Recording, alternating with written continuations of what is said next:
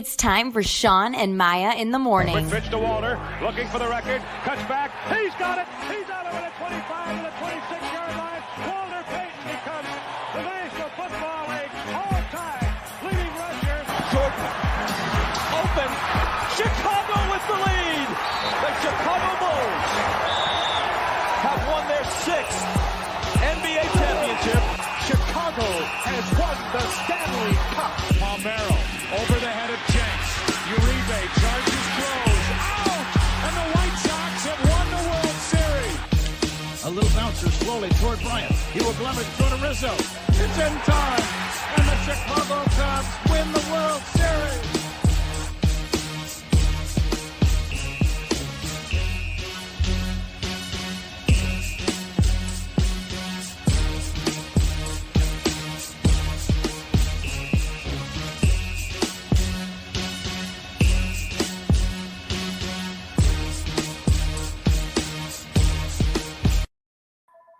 What up, what up, what up? Welcome to Shawn and Maya in the morning on this TGI Mickey Ficky Friday, baby. It's the weekend, baby. And we are here in the Shy with some beautiful weather. It's supposed to be 40s all week. It's supposed to be 40s till all the way till next Saturday.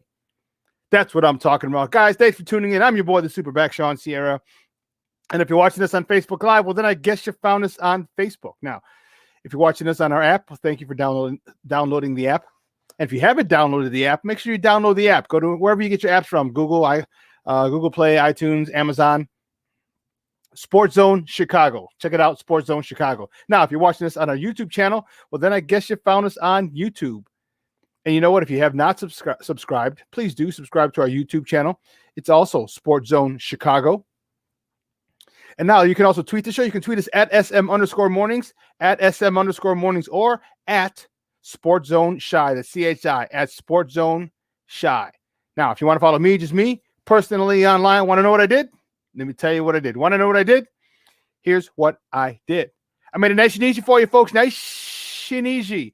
One handle for Facebook, Twitter, Instagram, Snapchat, the Snapper. All one handle at the Shawn Sierra. If you want to follow my lovely co-host, Maya Akai, you can follow her on Facebook and Twitter at the Sports Chica. And if you want to follow her on Instagram because you do it just for the gram and you're an IGer, just follow her at Maya_Akai. It's MAYA_AKAI. Man, we got a great show, but I would be remiss. I know he's got some work to do, so let me bring him out real quick. He is the whiz, the man behind the curtain, the man who makes it all run. He is my Puerto Rican Swiss Army knife, Ivan Vargas. Ivan, what's up, Papa? What's up, Shawn? I am kind of flying quickly here right now. Right. No, just that last clip, dude. That last clip that you sent me. I'm watching it again as I'm cutting it up. I'm like, what in the world? I'm gonna save it for you. I'm just like, what in the hell am I watching right here?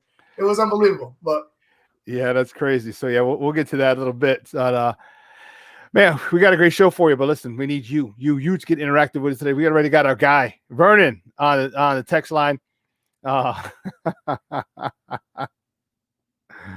Oh my God. Vernon is listen, whether you watch whatever platform you're watching this, if it's Facebook Live, it's our YouTube channel, or it's the app. You know what? You can just leave a question or comment there, and we will get it and we'll post it on here and we'll talk about it. We want you to be interactive. We want to hear your thoughts, your feelings, your questions, your comments, all that good stuff. Just put it right wherever it is you're watching. Listen.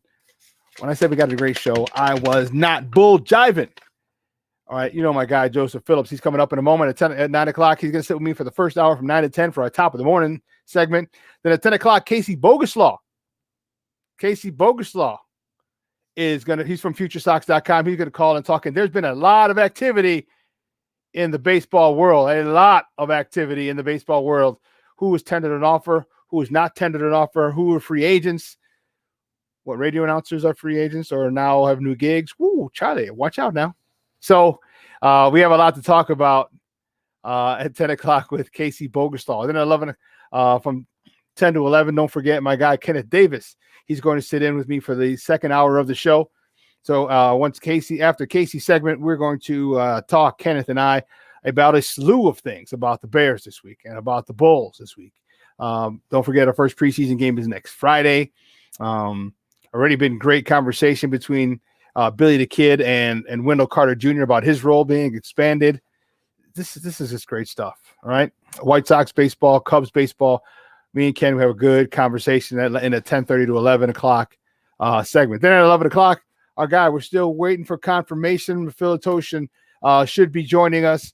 Had a new gig at work, and he's trying to work out the logistics. He got a new boss, so he's got to try and get the time off to come and join us. And if he can, he'll join us. So we're going to talk Bears.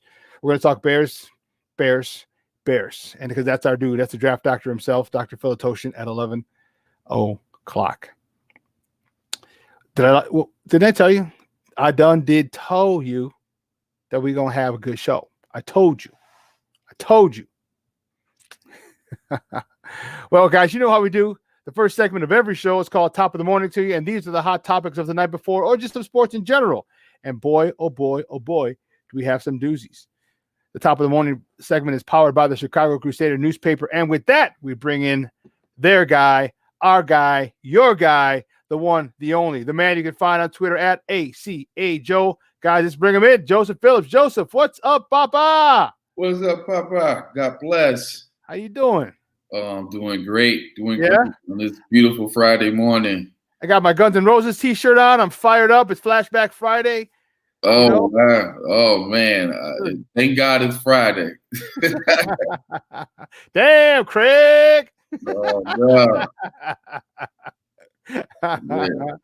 How you doing, man? You got any big plans this weekend? It's supposed to be nice all weekend. I'm going, dude. After the show, I'm going to get my car wash in the city at this car wash that because I don't live in the city anymore. I can only get there like once every 2 or 3 weeks. So I'm gonna go in and get my car washed. Here's how crazy I am. Don't tell anybody. I might even get a spray wax on the car.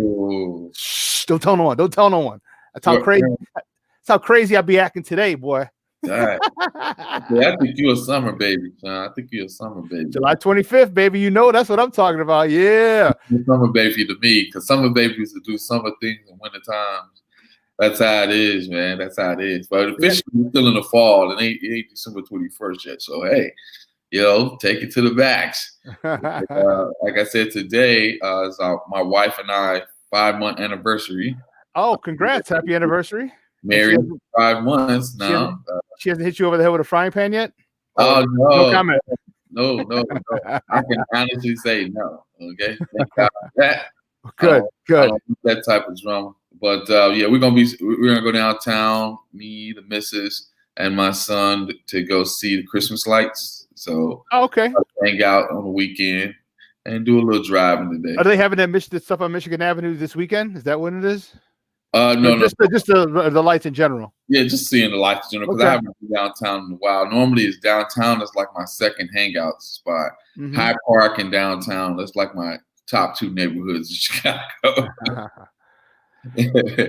I hang out downtown like I'm in New York. Like if I was living in New York City, I'll be in Manhattan every day, probably. Man, I remember those days living in Manhattan. Those are crazy, crazy days, dude. Yeah, no. I tell you, I got stories for days about living in New York, and I only lived there for 2 years, and I got tons of stories. Some good, some crazy, some X-rated, some not X-rated, some PG, some. It's been everything in between, dude. It's been insane. New York was one heck of an experience. Let's just put it that way. 2 years. But cool, man. Hey, let's check. You know what? Let's get right to it, man. The top of the morning topic. The first top of the morning topic is, man, our Bears. Mitch Trubisky named the starter against the Lions, even though Nick Foles is back in practice. Mm-hmm. Are you cool with? Are you comfortable with this decision? Well, honestly, I'm actually happy because Mitch is pretty good against the Lions.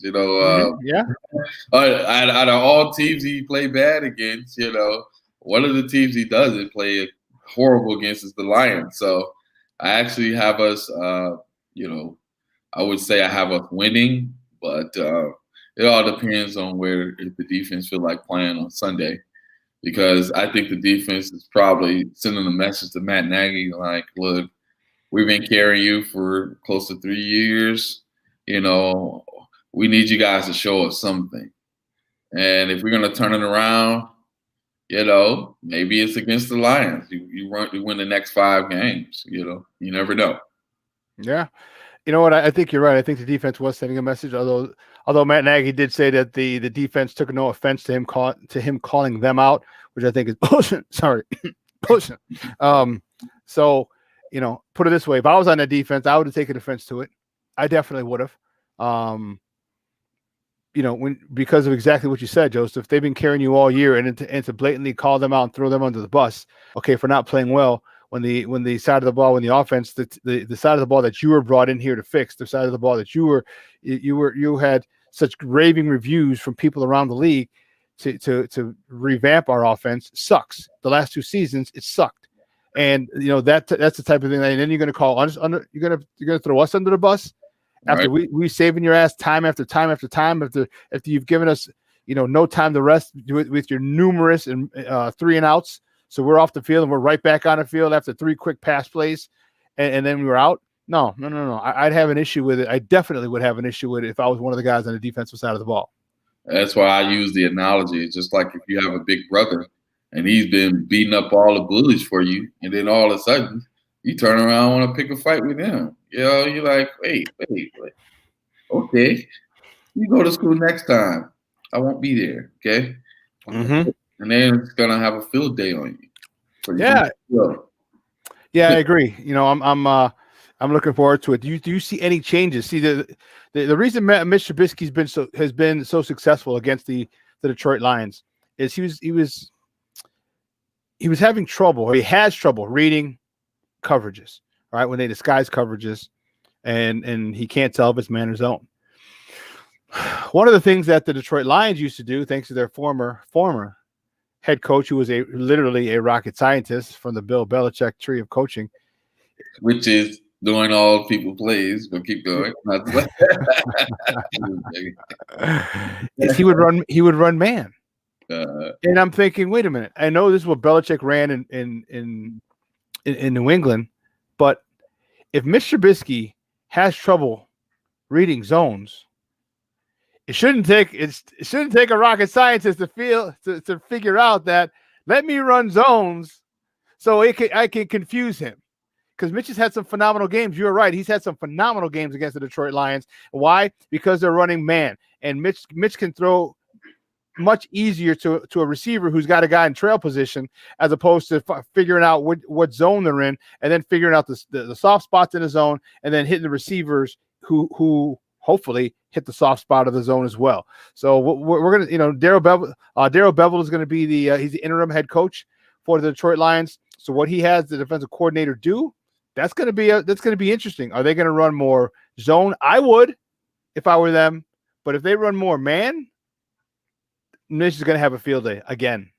I don't understand how the Bears don't work on that in practice. Like, if he has a problem reading zones, then you need to cater the practices to him improving playing against zones. But for some reason, it seems like Mitch looks like he's in practice when he's actually playing in the game. Yeah, he's got problems. He can't comprehend.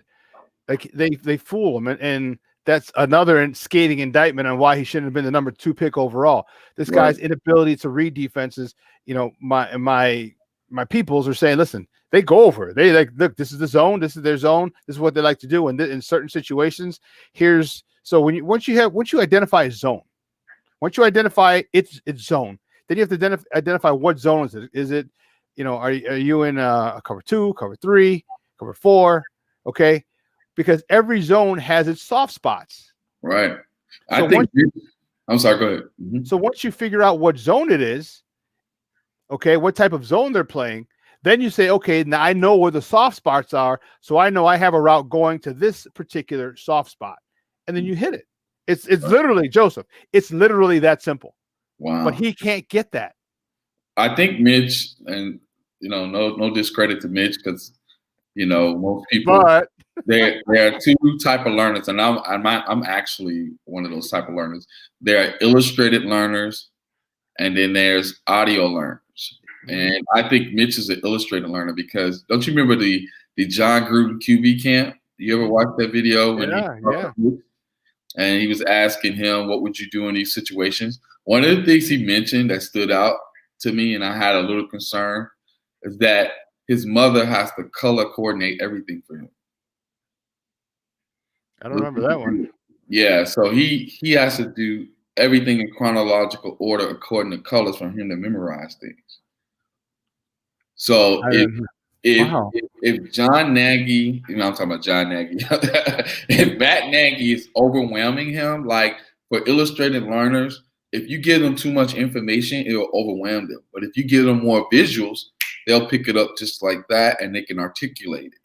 But I mean, but that's what film is. That's what film is. Film is visual. So he should be able to watch film and say, okay, here's what they do in certain situations. Okay, in third and medium, here's what they like to do. They like to show cover 2, and then they'll go a single high safety, roll the safety down, and make it a cover 1. Okay, which is man to man with a free safety in the back. So I know what you know what I mean. So these are things because we all have tendencies. Coaches, players, everybody has tendencies. So that's why you watch film. So, man, this is his 3rd year with Matt Nagy, and he still can't seem to whether if that's the type of learner he is, I can guarantee you he's watching film. I can guarantee that. But the thing he's not able to grasp it. The things with an illustrated learner, they need improvisation because sometimes they don't memorize things. You know, like if you like – they struggle with short-term memory. I just put it like that. Yeah. The recall may not be as fast as most audio learners. Most audio learners struggle with creativity. You notice that? Like they aren't the best artists. They're not the best drawers. You know what I mean? And I'm not trying to like throw him under the bus, but that was one of the things I noticed about him when they recruited him. And I was like, when he's under pressure, that's going to be trouble because they're going to probably need him to go to a play. And if he don't memorize it, he may have that one play in his head that he's going to that's stuck there visually. So, yes, it's a concern. But I think if you simplify the playbook, which Matt Nagy didn't do, and cater it to his strengths, which is what you've been asking for all along, Shawn, I think he'll be better at what he does. But like you said, he put Mitch in a position to fail. He overwhelmed him with all of these weird gadget plays, these unnecessary plays. He got him. You know how with most illustrated learners, if you throw too much information at them and you ask them to repeat it back to you, like far as recall, they're not going to repeat back to you word for word verbatim. They're only going to memorize what's in their head far as a picture. So that's the problem going on with Mitch right now. Like I said, he's throwing these obvious interceptions, like to triple coverage. There's something wrong with that. And he continues to do that, you know? So that's simplified. He needs a foot in his ass. Seriously. You know what? And if I were Matt Nagy, one of the approaches I think I would have taken would have been to throw him under the bus. I'm like, you know what, Mitch has got to do a better job of reading zone defenses because he's not where we need him to be. He's struggling. You know, Matt Nagy's too nice. Sometimes you do need a foot in your ass. Okay, it's tough love. This is an alpha male sport. If you can't take tough love in this sport, you're in the wrong sport. I don't care how talented you are. And you know, I think regardless of how fragile his ego is, grow the frick up.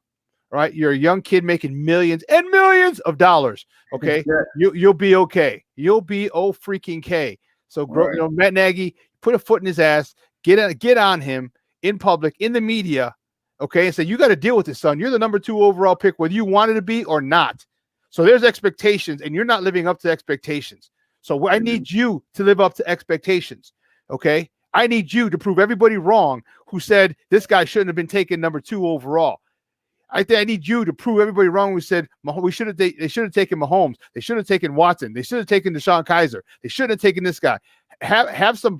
That's where you have some freaking pride, like he said. Have some freaking pride, you know, Mitch, in this, and that's where Mitch, I don't feel, is able to do that because he had a shot last week when to start after he'd been benched, to watch a Nick Foles, to watch who had some decent throws in his couple of games starting. Most of the time he was running, but nonetheless, you can watch somebody else, and he didn't take advantage of it. And to me, that bugs me.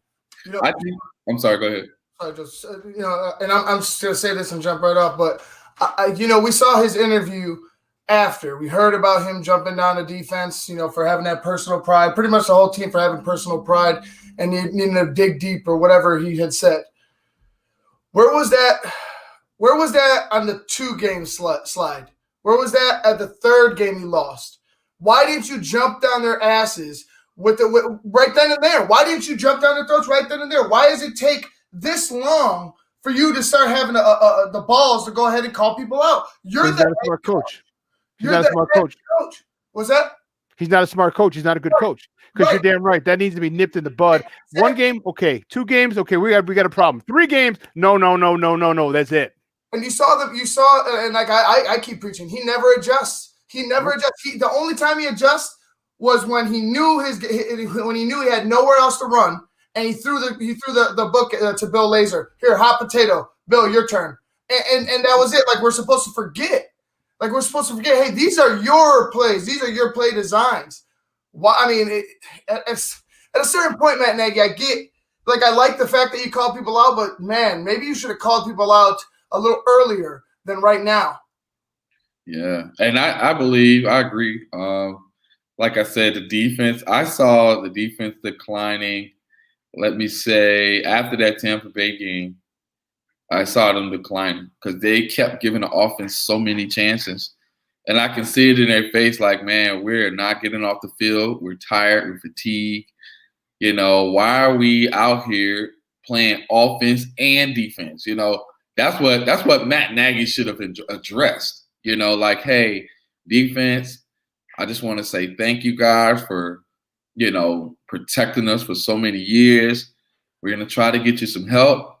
I'm going to try to give Ryan Pace a call to see if we can get an offensive line in here. And that's the only way we can serve you guys. But other than that, we need y'all to play both ends of the ball. And I believe you guys should be paid more for doing that. Well, he's not in charge of salary, so he couldn't say that. Know, right? But he could say, I need you to be a little more opportunistic. Yeah. Well, let's move on. The next top of the morning topics. The White Sox, this was a couple of days ago. This actually just came in on Wednesday right after the show. The White Sox declined the offers. They did not tender offers from Carlos Rodon or Nomar Mazara. So Carlos Rodon is a free agent. Carlos Rodon was he was an opening day starter a couple of years ago, but his inability to stay healthy has been his Achilles heel. Your thoughts on the White Sox not tendering an offer to their former opening day starter, Carlos Rodon? Wow, that's pretty shocking to me because he was kind of dubbed as one of the rising stars in your farm system. And like you said, he had so many injuries, but his injuries came during the time you guys were struggling. So, and that just sending a signal that you guys have 5 starters in the house that they feel can perform better than him. And one of those guys is Dane Dunning. So I guess Dane Dunning was like that ace in the deck, that you guys decided, hey, we don't need Rodon anymore. We have Dane Dunning, So he's actually living up to the hype more than Rodon has. Now, Rodon may go somewhere and actually fulfill his potential and live out his ability. But I think you guys kind of had like a short leash with him, especially now you're on the brink of being a consistent winner. I thought y'all were going to keep him on board, but hey, that's business. Yeah, it is business. And, although Rick Hahn did say that they are staying in close contact with those to see if they will be a further fit as free agency goes along. They actually, basically, if we can bring him back at a cheaper price, is right. what he's saying. So, Mazara, I don't see a fit for him. Okay. He was just horrible. Now, and there was one bad year, and it really stinks. It really sucks when you have, when a guy has a bad year. Okay. Because and you're saying, okay, well, maybe this is a good year. Because sometimes it's easier to deal with when you have a guy had a good year and a bad year. So now you can keep him the next year and say, okay, he had one good year, one bad year. What is this guy really? When you start off with having a bad year, it makes it difficult to want to keep a guy, and especially the money that they're paying him. This guy was a 5-tool player, but he hasn't lived up to the hype. It's very similar, extremely similar to Avisail Garcia, who was a 5-tool player out of the Detroit system when we got him. And he never, ever came close to living up to his potential. So I think that's what they're doing, and they're cutting their losses, which I think is great. If you better come to a new team and make a splash. Make a splash. If you can't, you're out. Sorry. Right. And speaking of Garcia, I remember I know the reasons why he got in trouble, because he was messing around with Prince Fielder's wife, and Prince Fielder was about to crush him. So yeah, I'll be afraid to perform too. Dude, that's insane. Hey, listen, we got to take a quick break, and on the other side of the break, we have more top of the morning topics. So don't go anywhere, folks. Keep it locked right here. Shawn and Maya in the morning on SportsZone Chicago.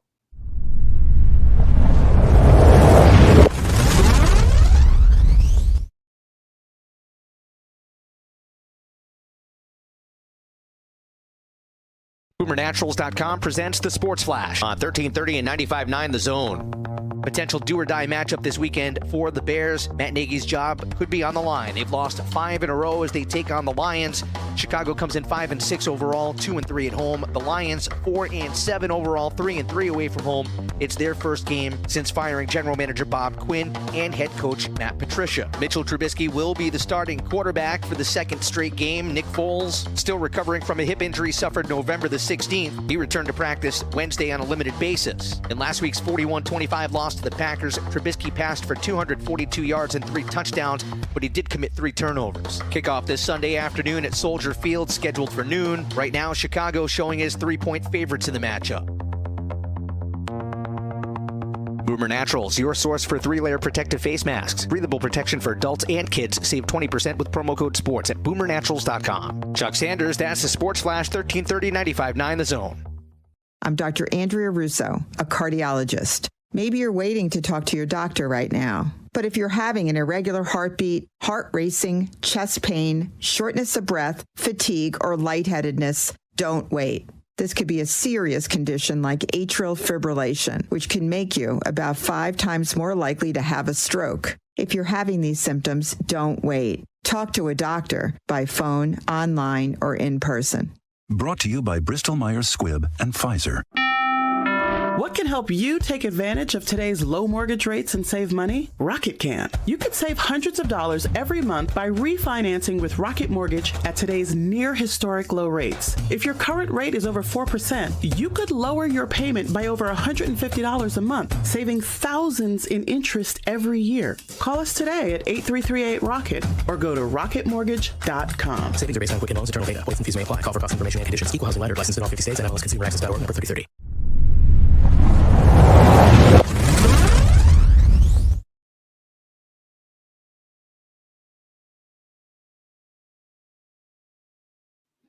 Welcome back to Shawn and Maya in the morning on SportsZone Chicago. We're still in our first segment, our top of the morning segment. And the next top of the morning segment, dude, this kind of jumped to the forefront last night. There is somebody who found a home. There is somebody who's ready to roll. And it's former Cubs TV guy, play-by-play, Len Kasper. Len Kasper is leaving the Cubs. Sorry, Joseph. Ivan. Len Kasper is leaving the Cubs to become the voice of the White Sox, the radio voice of the White Sox to replace Andy Mazer. There is a lot going on with the Cubs. See, let's be real. Why would somebody do that? It's money, I believe. Okay. The Cubs are hurting financially. And you're like, well, they're billionaires. They're not broke. It's not that they're not that they're broke. Think of all the money that the Cubs have shelled out. Okay? With the hotel, with the renovations of Wrigley. They spent over $1 billion renovating Wrigley and building the hotel, paying off whatever politicians they need to pay off to get those permits through and whatever. They've over $1 billion. And you have no fans. You have no fans. You generate no ticket revenues, no revenue from tickets, no revenue from merchandising, no revenue from for the most part, for anything this season. They are hurting right now. That marquee network, you just can keep showing old Cub games in the middle of the baseball season. It's not going to work. It's not going to work. People don't give a damn. They're not watching which means they're advertising the cost that they have they're selling commercials for drops drastically. So the Cubs are hurting, and I think Len Casper's like, dude, I'm out. Bump this, I am out. So he is now the new radio voice, the radio play-by-play voice of the White Sox on the 4-letter network here in town. First of all, that's Len Casper will be gone and forgotten. Okay, the whole thing is I can have him. Okay, his voice was annoying anyway. So wow. Yeah, that's low key. I've never said that, but I'm saying it right now. Wow. Okay. You remember Mr. Bill on Saturday Night Live? That's who. Oh no, Mr. Bill show. It's gone. It's out of here. Yeah, you out of here. Get out of here. We don't need you. So, congratulations to Len Casper for landing the White Sox job out of all people. It's not a conspiracy. He had 1 foot out of the door anyway. Who cares? Okay. I hope he goes over there and tell all our business because we're coming for you, Len. Just let you know. Settle, Joseph. Man, wow. You think we were talking about LeBron? Yeah, he's in that category now. Wow. I like your jersey. I like your jersey, Ivan. Thank you. No, I like Len. I like Len Casper. Hey man, the Cubs are rebuilding. He has an opportunity to take it's pretty much a prime job on ESPN radio talking White Sox, a White Sox team that potentially could win a World Series. I mean, the Cubs are going to be rebuilding. Let's face the facts. You know what I'm saying? But my concern is not with Len. Okay, Len took the White Sox job. What the hell are you going to put out on that field next year? That's what I'm worried about. How are you going to rebuild this farm system? That's what I'm worried about. And I'm not worried about an announcer that's been there for 16 years. He's been great. You know, he was able to call World Series games because they went up and partnered people up during the radio. You remember that, the radio play-by-play. He was able to call some of the games along with Pat Hughes and Ron Coomer. But, I mean, okay, put a product on the field. I'm waiting for you guys to hit with runners and scorers on. Well, I mean, hit with runners on. Like, I don't care about the radio announcer. Show me what you're going to do to rebuild this team so we could get back to the World Series. Like, I'm not trying to see just one before I die. I don't know who just wants to see one. Like, I want to see multiple. I want to see that sustained success that was promised. Yeah, I totally agree. But it's not going to happen on the demands on Len Casper, okay? My whole thing is, he's trying to jump off while the ship is sinking. But the bottom line is the ship is not sinking. We're in a transition of leadership. We're overcoming a COVID-19. It's just a combination of things. And it's a 1-year thing where once we recover from this, then financially we should be able to reestablish ourselves. And this whole virus thing, I'm not trying to take shots at that either, but it's a fraud. Some people have politicized this and used it for what they wanted to use it for. And then some are actually afraid of this stuff. So my thing is, at the end of the day, Len, if you want to jump off the boat and go ride that White Sox train, go ahead, buddy. We'll see you on the other side. We'll see you in the future. Man, Joseph, you took a little soft stance. I'm waiting for Joseph to be like, we'll see you at the red line, man. Right? Easy there, Joseph. Me, you, in the parking lot, Len. What's up? Like when you a jet all the way to your last. I'm just joking. You remember the Jet West Side Story? Well, they did say that Chris Myers was rumored to be taking over the job, but I mean that's just a rumor. Oh, I like your voice. I mean, but Chris Myers, okay. Yeah, I like Chris Myers. Okay. I'm with Chris Myers. Yeah, I'm down. Yeah, that's a better voice. I'll say this. They need to put more quality content on that marquee network. I mean, I think that's a huge part of it. They got to stop showing. Dude, you had 5 hours a day. You had 5 hours a day that was taken up. That should have been taken up by games, by pregame, by actual game, by postgame. So that's why they're screwed. Like you can't just show Kerry Wood's 20 strikeout games 7 times in a row. The game is 3 hours. I understand that, but the point is still so. You need to find quality content immediately. Like, what are you going to put on there? You know what they made the mistake? These are questions. These are questions that are real. What are people going to watch on your network? Guys, you know where they made the mistake at? When they start replaying the Bears games. Once you start showing replays of those hideous games that the Bears have played over the weekends, it's over for you. The ratings are going to drop immediately. This is called the Bears effect. You know, like everything was just fine until the Bears came to our network talking about we're going to show these rewind games. Nobody wants to see that anymore. Now, the Cubs can't get away with showing these Saturday, what they call it, Saturday afternoon karate movies. You know, that's not going to work. They have worked in the 80s, but that's worked out. You know, we can't show old movies like The Last Dragon with Bruce Leroy, anything like that. That's just not going to work every week, okay? That's funny. Hey, listen, we're going to move on. The next top of the morning topic. This kind of jumps in. We just saw this. I know we still want to talk about the Cubs declining Schwarber and him being a free agent, but this one we got to take this next top of the morning topic right now, because our guy Jason, who can't join us at 11 because he's got to write a story on this next top of the morning topic. Don't go nowhere, Jason. Don't go nowhere, Papa. He's got to write a story on this. So he said he couldn't come on later, so we wanted to have him on. So if we could bring him on, he writes for the Chicago Crusader as well. He is also a high school official. I think he does like football, basketball, baseball, hockey, soccer, track, volleyball, t-ball, everything. He officiates everything. Of course, I exaggerate for effect. But he's also one of the co-hosts of one of the hottest shows that we have here on SportsZone Chicago. It's called What's Up, Cuz, with his cousin Lance C. Irvin, the head men's basketball coach at Chicago State. You can find him on Twitter at JCoyden. That's JAYCOYDEN. Guys, let's bring him out. Jason Palmer. Jason, what's up, Papa? Hey, morning, fellas. Happy Friday to you. TGI Mickey Ficky Friday, baby. Woo. Man, it's been a long night, man. What's the weather like up there in Wisconsin? Cold.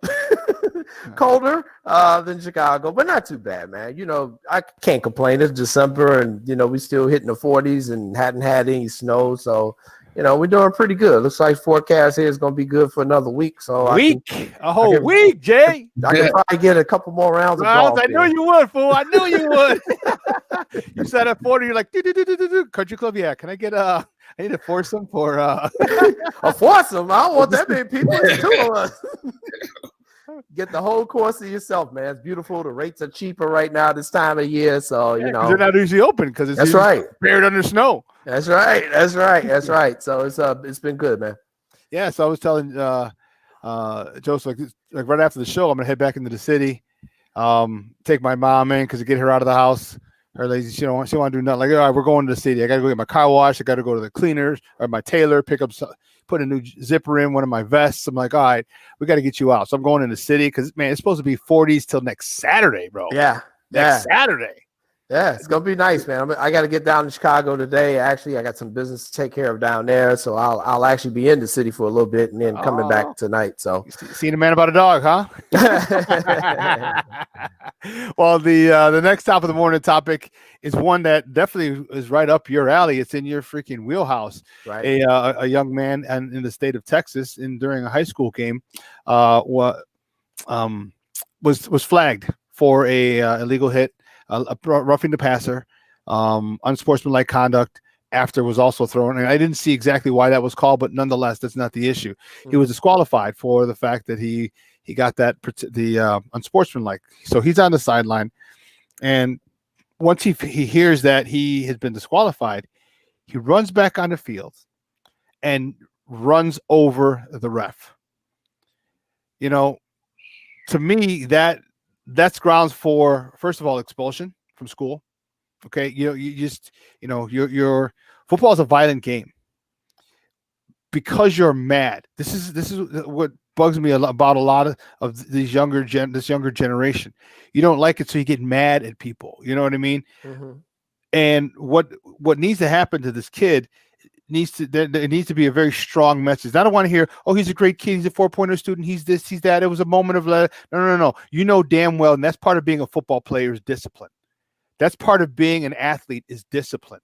Okay, you already screwed up by giving your team the 15 yards and then another 15 yards for the personal foul, and then for the roughing the passer, and then for the unsportsmanlike. That's 30 yards you screwed your team out of. But then again, you go and you hit a ref. There's certain things, there's certain lines you don't cross in sports. Okay, you can argue with refs, you can even yell at them, call them whatever you want, but when you put your hands on them, you have crossed a line that you cannot come back from, and you know that going in. And I know it's probably, I'm not sure if it was his first year, but if he's played more than 1 year, then you know damn well you don't touch a ref ever. He again, call him all kinds of names, whatever. Do not touch a referee. Those guys are just, they're hands off, untouchable, period. And when you cross that line, you got to pay a heavy price. I'm sorry. Yeah, it was very disturbing, man. I was getting ready to turn in to bed last night, and then all of a sudden I started, when my phone go off, I know, when my phone go off at night, I know it's something major. So I freelance, so I got independent contracting, and people know I'm a former editor at Referee Magazine and the National Association of Sports Officials, in addition to being a journalist. So I see this from many different angles. Right. Yeah. So I found a lot of background on this story, and I'll update you all of what is going on. First of all, the referee, his name is Freddie Garcia. He is 57 years old. He is a resident of Edinburgh, Texas, which is where the incident took place. It was Edinburgh High School. It was the home team in this game. The referee is from that exact same city. He's 57 years old. He's been refereeing for over 20 years. Okay, so this guy is pretty experienced. Basically, what happened was the young man, Emmanuel Duran, was flagged for unsportsmanlike conduct, late hit on the quarterback of the opposing team. He did not like the call. Apparently, he lashed out at the referee verbally.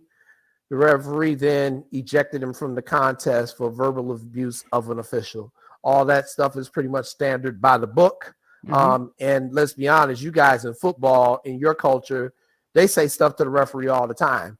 It's a lot of back and forth with football. Each sport has its own little dynamics. In football, you guys say a whole bunch of stuff to each other. So for him to eject this kid, I can only imagine what was really said. Especially after they had just flagged the kid for unsportsmanlike conduct. This referee has been doing this for over 20 years. He understands the emotional game. It's a playoff game. So we actually grant a little bit more leeway in a lot of these situations. People don't know that because we understand there's a lot on the line. You're dealing with emotional people at the time. Mm-hmm. So you let some stuff ride. So for him to eject him, this kid must have really, really, really stepped over the line verbally, okay?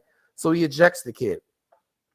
The kid is on the sideline after being ejected. He then charges onto the field at full speed and absolutely clocks Fred Garcia, the referee, just blindsided him. It was like he never saw it coming. Mr. Garcia went down. He hit his head on the turf.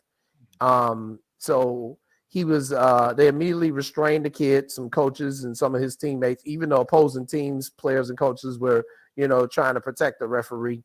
So luckily it was just a one blow. But at that point, he was then evaluated on the field. They brought the cart out, drove him to an ambulance. He was evaluated in the ambulance for a concussion and a possible shoulder injury. That is the latest update I have on his condition, which is very important. Now, after this, and this is where it gets really, really disturbing. So the police were there. There were 4 officers at the game. Yeah, standard procedure. You'll have police. Yeah, they're there. They witnessed this. Everyone witnesses. The police come out on the field. One of the other referees points exactly to that player, number 88. This is what he did. The other coaches are pointing the kid out.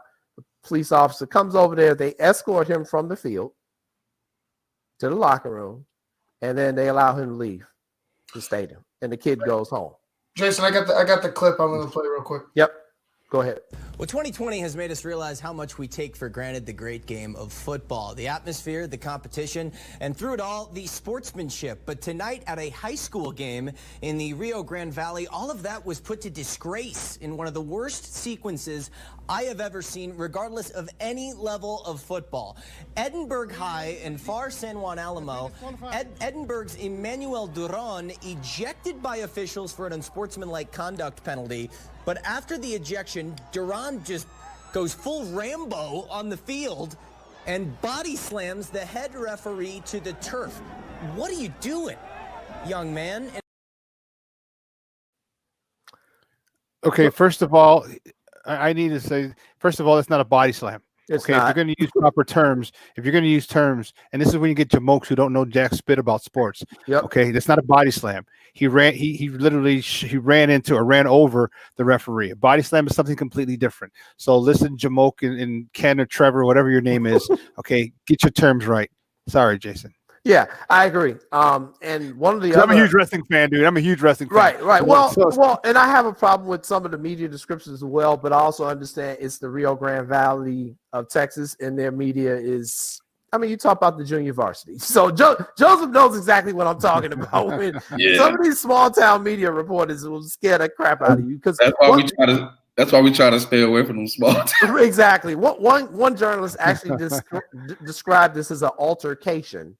And I'm like, that wasn't an altercation. That requires two people going back and forth. Like, that's assault. I mean, he assaulted the referee on the football field. Right. I mean, look it. You can say body slam or not. That shit hurts. Yeah. You unknowing. You blindside him. As big as that kid is, as fast as he is, that dude. The referee is definitely concussed. Right. Like any type, he should be arrested. Right.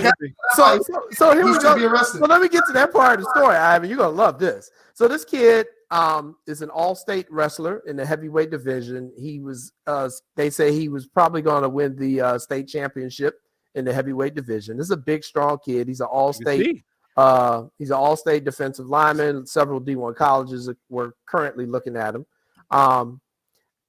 But he's got a history because he's done something like this similar before, Shawn.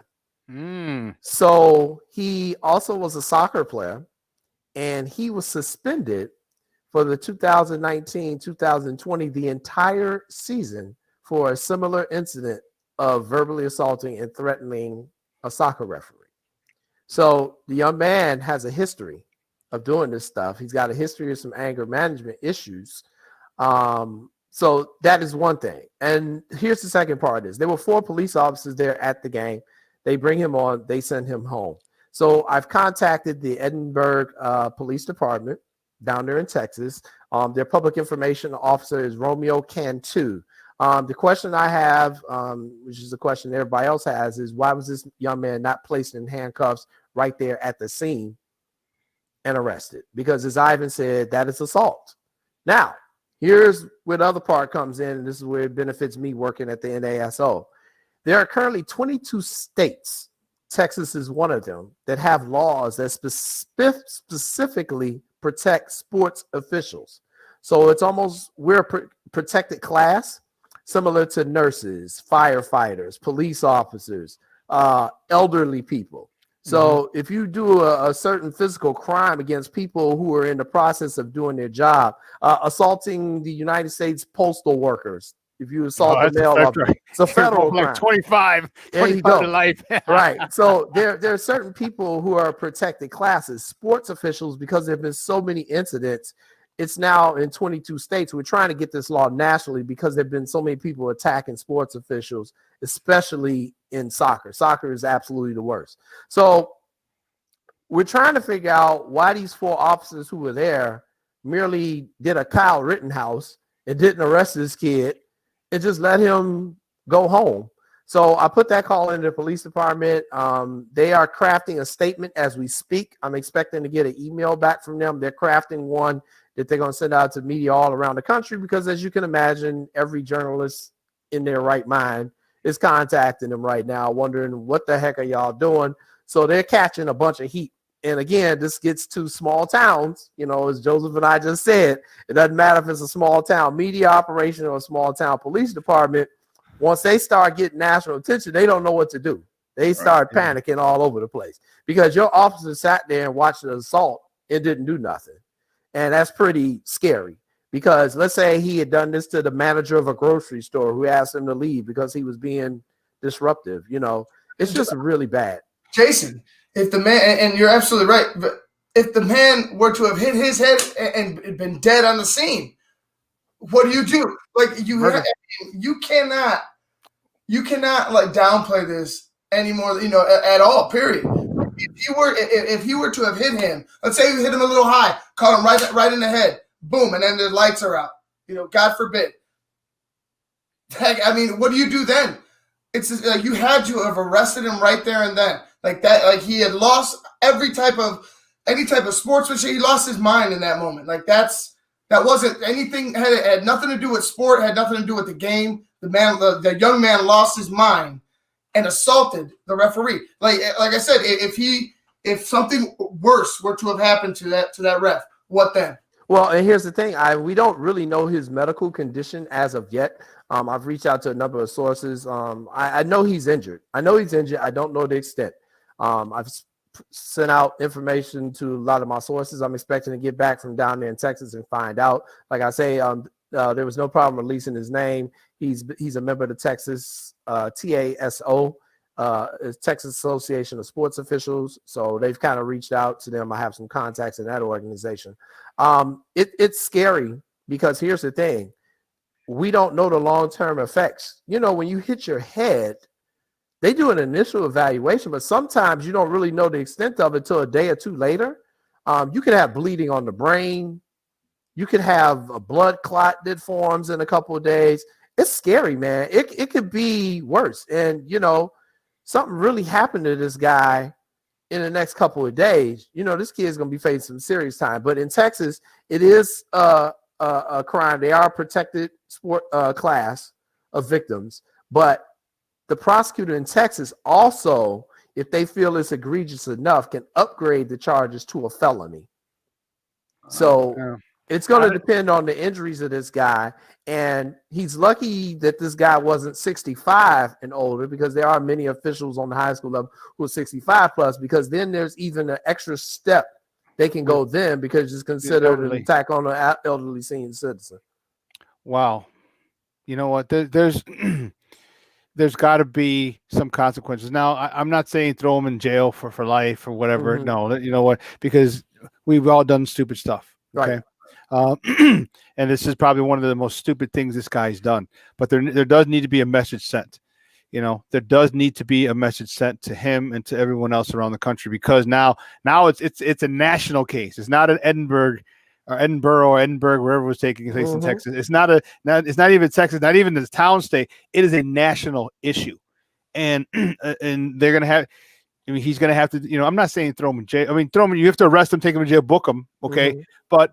I think he's obviously got to take some anger management classes. He's obviously going to have, expel him from school if he has to for the remainder of the season, send him to an alternative school if they have those down there in Texas, which I would assume they would. And then try and have him find another school next year and go from there. But this is going to carry around. He's going to carry this around with him for the rest of his high school career. And hopefully he can learn from it. Hopefully he can make amends. He needs to apologize to the official.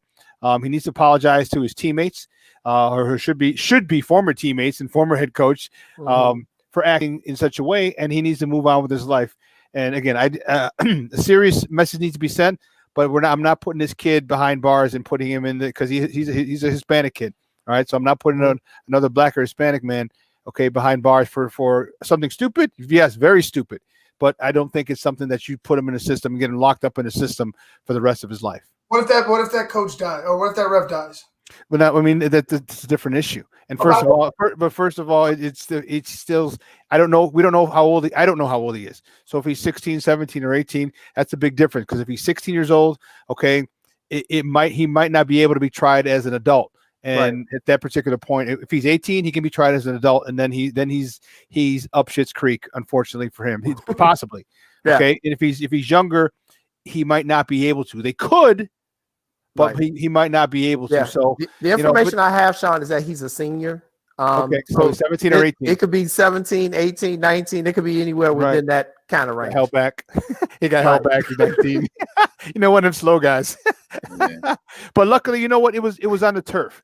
And I'm not saying that you can't get a concussion on the turf because guys do it all the time, but it's better than concrete. It's much better than concrete. So hopefully it's the worst it is a concussion, and it's nothing worse than that. But because we know that all the concussions are serious, because you talked about, Jason, about bleeding on the brain and other medical other side effects that come along with a concussion. So he did a really stupid thing.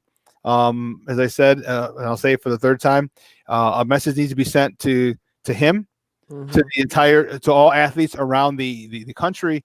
But I'm not ready to put him in the system yet for a bad mistake at 17 or 18 years old, because if that's the case, think of all the people, especially black and brown people who are successful people who've raised and have families and raised, well-respected kids. Think of how their lives would have gone if they were thrown under the bus or thrown in the system at 17 or 18 because they made one mistake. Yeah, or a couple of mistakes. Whatever makes one. And the thing with that, and we have to wait and see kind of what this kid's history is. I don't know if he's been arrested before for doing something. We just don't know. We know he had the incident with the soccer official, so they suspended him for the entire soccer season. That part we know. So that shows a pattern that he's got some issues. Now, if he has a criminal record, which we have not been able to ascertain yet, okay, now things might be getting a little different. So we can't really say for sure what we can do and can't do because we don't know the full story. But I guarantee you, with the amount of media attention this thing is getting, we're going to find out within the next probably 6 hours. And this is on a Friday, which is usually our slow day. Slow day. You're like, damn, I was trying to go chill today. Hey, Jason, has the young man father stepped forward or anything, as far as just commenting? Like, is his father in his life, or he's just one of those young men that was raised in the, Right. So that's a good question. We have not been able to ascertain any information about his parents at this time.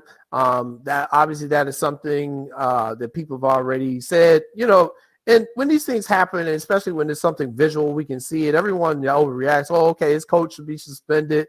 Okay, I've been a coach. Shawn, you've been a coach.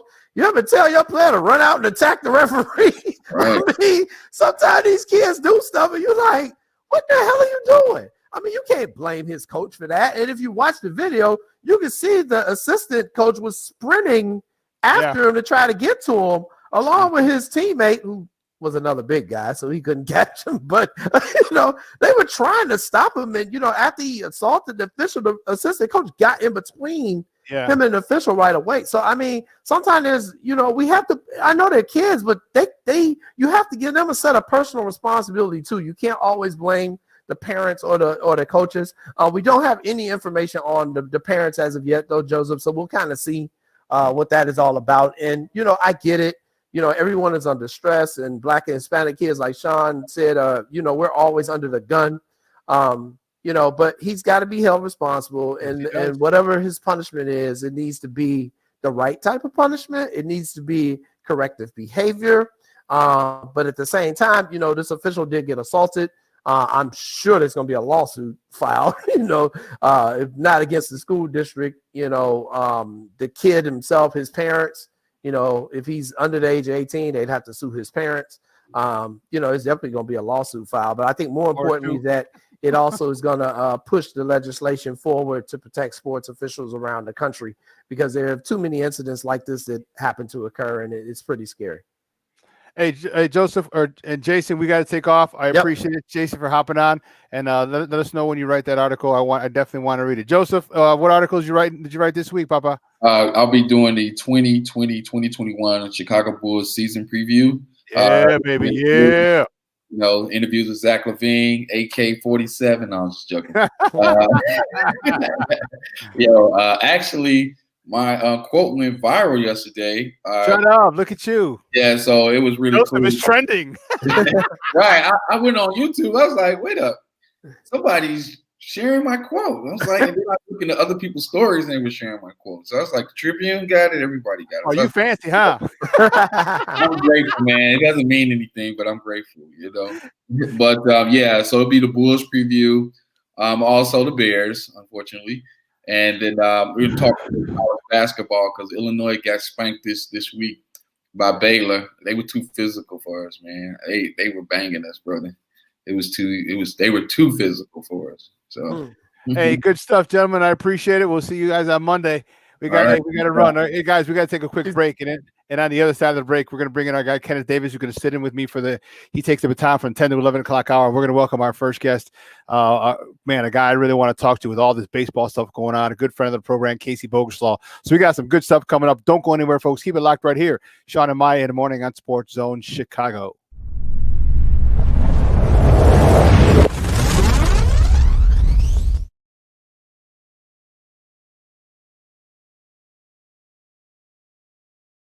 BoomerNaturals.com presents the Sports Flash on 1330 and 95.9 The Zone.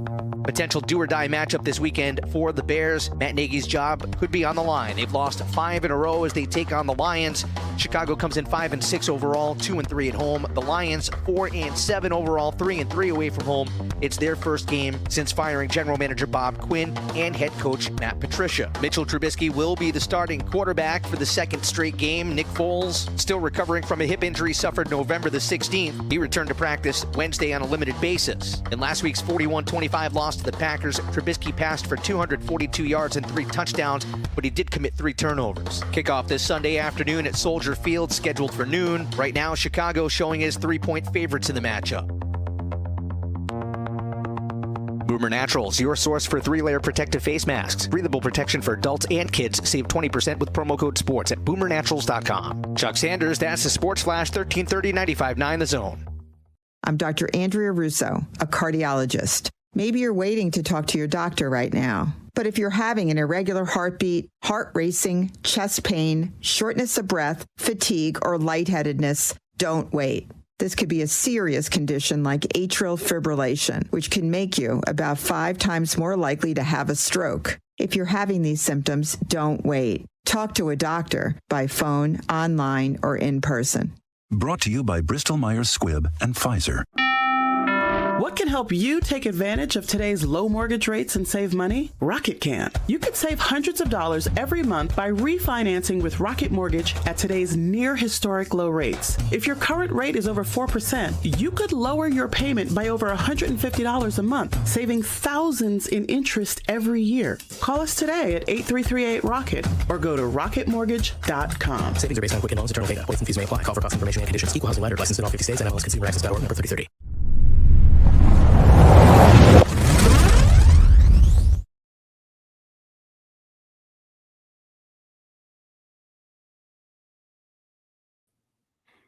Welcome back to Shawn and Maya in the morning on SportsZone Chicago. We just got done with our first hour of the show, our top of the morning segment, and those are just the hot topics of the night before, just for sports in general. But moving on, we have Charlie. I'm excited to talk about to our first guest. But let's bring out my guy, the co-host for this next hour. He's a good friend of our program. He's from That Davis Show. You can find him on Twitter at That's Davis. Let's bring him out, Ken Davis. Ken, what's up, Papa? What's going on, bro? What's going on? Listen, I've been, I get up in the middle of the night, like I've been doing it for like 3 months. So I just kind of got up, like my son just came the second time, like, Dad, show. So I guess some kid in high school saw some ref. I'm like, I never see Jason on early. So to see that, yeah, wow. But it was crazy. It was crazy. The kid got bigger kid. He's a bigger kid. Like he's solid dude. Defensive end, wrestling shorty. I haven't seen the video though. So I'm gonna watch it after I get off of this. But Ivan, send it over to Ken when you get a chance. Yeah, dude, it's crazy, dude. Listen, it's been a good day on our south side. We got Lynn Casper coming over. You know what? Yeah, he is. Right, yeah, you know what I'm saying? We got Lynn coming over, so hopefully that even future-wise, you know what I'm saying? Hopefully we'll see that extended. Maybe he'll get back into the TV booth or whatever. But, yeah, I know, no Mama Zara, Carlos Rodon. If he's healthy, somebody's probably going to get a lot of people are actually, and I know we got Casey coming on, but a lot of people are actually going to get some decent players on the cheap with the economic situation going forward. So I look forward to talking about it. Well, let's bring him on. He's our first guest today. He works for Future Sox. He is a good friend of the program, and you can find him on Twitter at Casey Boguslaw. Guys, let's welcome back to Shawn and Maya, Casey Boguslaw. Casey, what's up, buddy? How are you? Good morning, gentlemen. I'm doing good. How about you guys? Gentlemen, who the hell are you talking to? Hey, Casey. Got to be polite in the morning here. Right. So the new some of the news, man. So we get we do not tender Carlos Rodon, Nomar Mazara. What's that guy's name that we signed for a lot of money? Do anything in right field? Mazora, whatever his name is. Yeah. So we don't tender them offers, rendering them free agents. Your thoughts on that? Not too surprised on either one of them. Of course, Ken laid it out. I don't think either of them were shocking. Probably more of the shocking moves on the non-tender side came from the north side. Right. Mazara was, I don't know if it was a gamble. It was a not a huge risk, trade, getting, from the Texas Rangers for Steele Walker. They tried. They obviously had a hole in right field. We're going to try it with a guy who was really young, hadn't met his potential yet. Was once a top prospect, and it didn't work out. 60-game season, obviously really weird. So I wouldn't have been super surprised if they kept him on either, but. And maybe he might have had COVID at the beginning of the season. It never was decided. He denied it or whatever. But obviously, we saw the effects on a lot of players. But at home, we saw the effects on Yoan Moncada. Maybe he went through some of that. So maybe, I fully expect him to get signed somewhere. You mentioned Rodon getting signed somewhere. I expect Mazara to get, at least a minor league deal, and I think we'll see him in the bigs. There's just too much potential there. But the White Sox are obviously in a win-now mode. The hitting coach, Menachino, came out and said the other day, it's World Series or bust. So when you're a World Series or bust, you don't really have time to wait on an Omar Mazara or for a Carlos Rodon to stay healthy for 162. I really like what Rick Hahn did doing that, and I'm a big Rodon fan. I've loved him. His slider is disgusting. Right. I think it's illegal in 4 or 5 states, and this shows like a guy with some of the best potential and some of the best stuff. We're gonna let go, and he realizes it is a win now, and I think I'm not gonna be surprised if there's a lot more Rick Hahn moves, especially after the Tony La Russa hire, that it wasn't a Rick Hahn move. Right. But I think it's a good message to send. Like, we're here for business. Okay, we're here to do a job. You're getting paid millions and millions of dollars. We need you to do a job, and if you don't do the job, you're getting your ass out of here. And that's what I like. I wish some people on the lakefront would kind of take that type of approach. But that's a whole other story. Don't get me fired up. But I do like that, and I think that it's a message sent that the White Sox mean business, and the front office, or at least Rick Hahn, saying we're in win mode now. We need to compete hard every year. Right. It would have been kind of, I think they could have came up with an excuse to keep Mazara another year, saying all the stuff that I gave for the excuses and saying we're going to give him another try in 2021. The fact that they're not shows me that they're going to go out and get somebody better, which is great news. One thing I want to ask you real quick, because I kind of felt the same way about Nomar Mazara looking at last year. And it was kind of like, if they give him a mulligan, I'm not really going to be upset. Saying, looking at it. And even with giving him a mulligan, I thought that probably they would sit there and platoon him. So, and we got what we got from Engel last year also. So looking at the replacement, because that's kind of what you're leading to, the replacement for Mazara, perhaps it may be more time for Engel, but also with Rodon, does this also speak to having someone that's an established veteran also being either starting in the bullpen? So on both of those aspects, who do you like, or who do you think the Sox will pick up to replace those 2 players? I mean, obviously the sky's the limit. George Springer is on the top of my wish list. That'd be an absolutely wonderful, addition to the team. I love Adam Engel more than anyone probably on Twitter, but just because I love outfield defenses as much as I do, I think he'll be an outstanding backup if George Springer came in. And yeah, like you mentioned, I thought the platoon was a possibility and maybe they do it a little bit more than they did in 2020. And Mazara, had some good at bats even in the playoff series. He had some of the best at bats on the team. Yeah, he struck out looking to end the season, but it was it was a crappy call, and it was a really good at bat against a very good closer. But anyway, George Springer is at the top of my list. I'm sure we're going to talk about some of the North Side guys.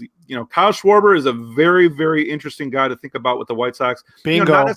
not necessarily right field, obviously, because he's not a superb defensive outfielder, doesn't have a great arm, but is okay for both of those. I almost look at it, if they do go along those lines, maybe he plays a little bit more left field, Eloy goes to DH, and Engel gets even a little bit more playing time. If it's Schwarber over Springer, maybe even a Chris Bryant, I'm going to bring his name up as well. I think he would be an incredible fit if they were able to do a trade. I know that the North Side guys probably don't want to do that again after the whole Eloy thing, but obviously there's some money crunching issues going on the North Side.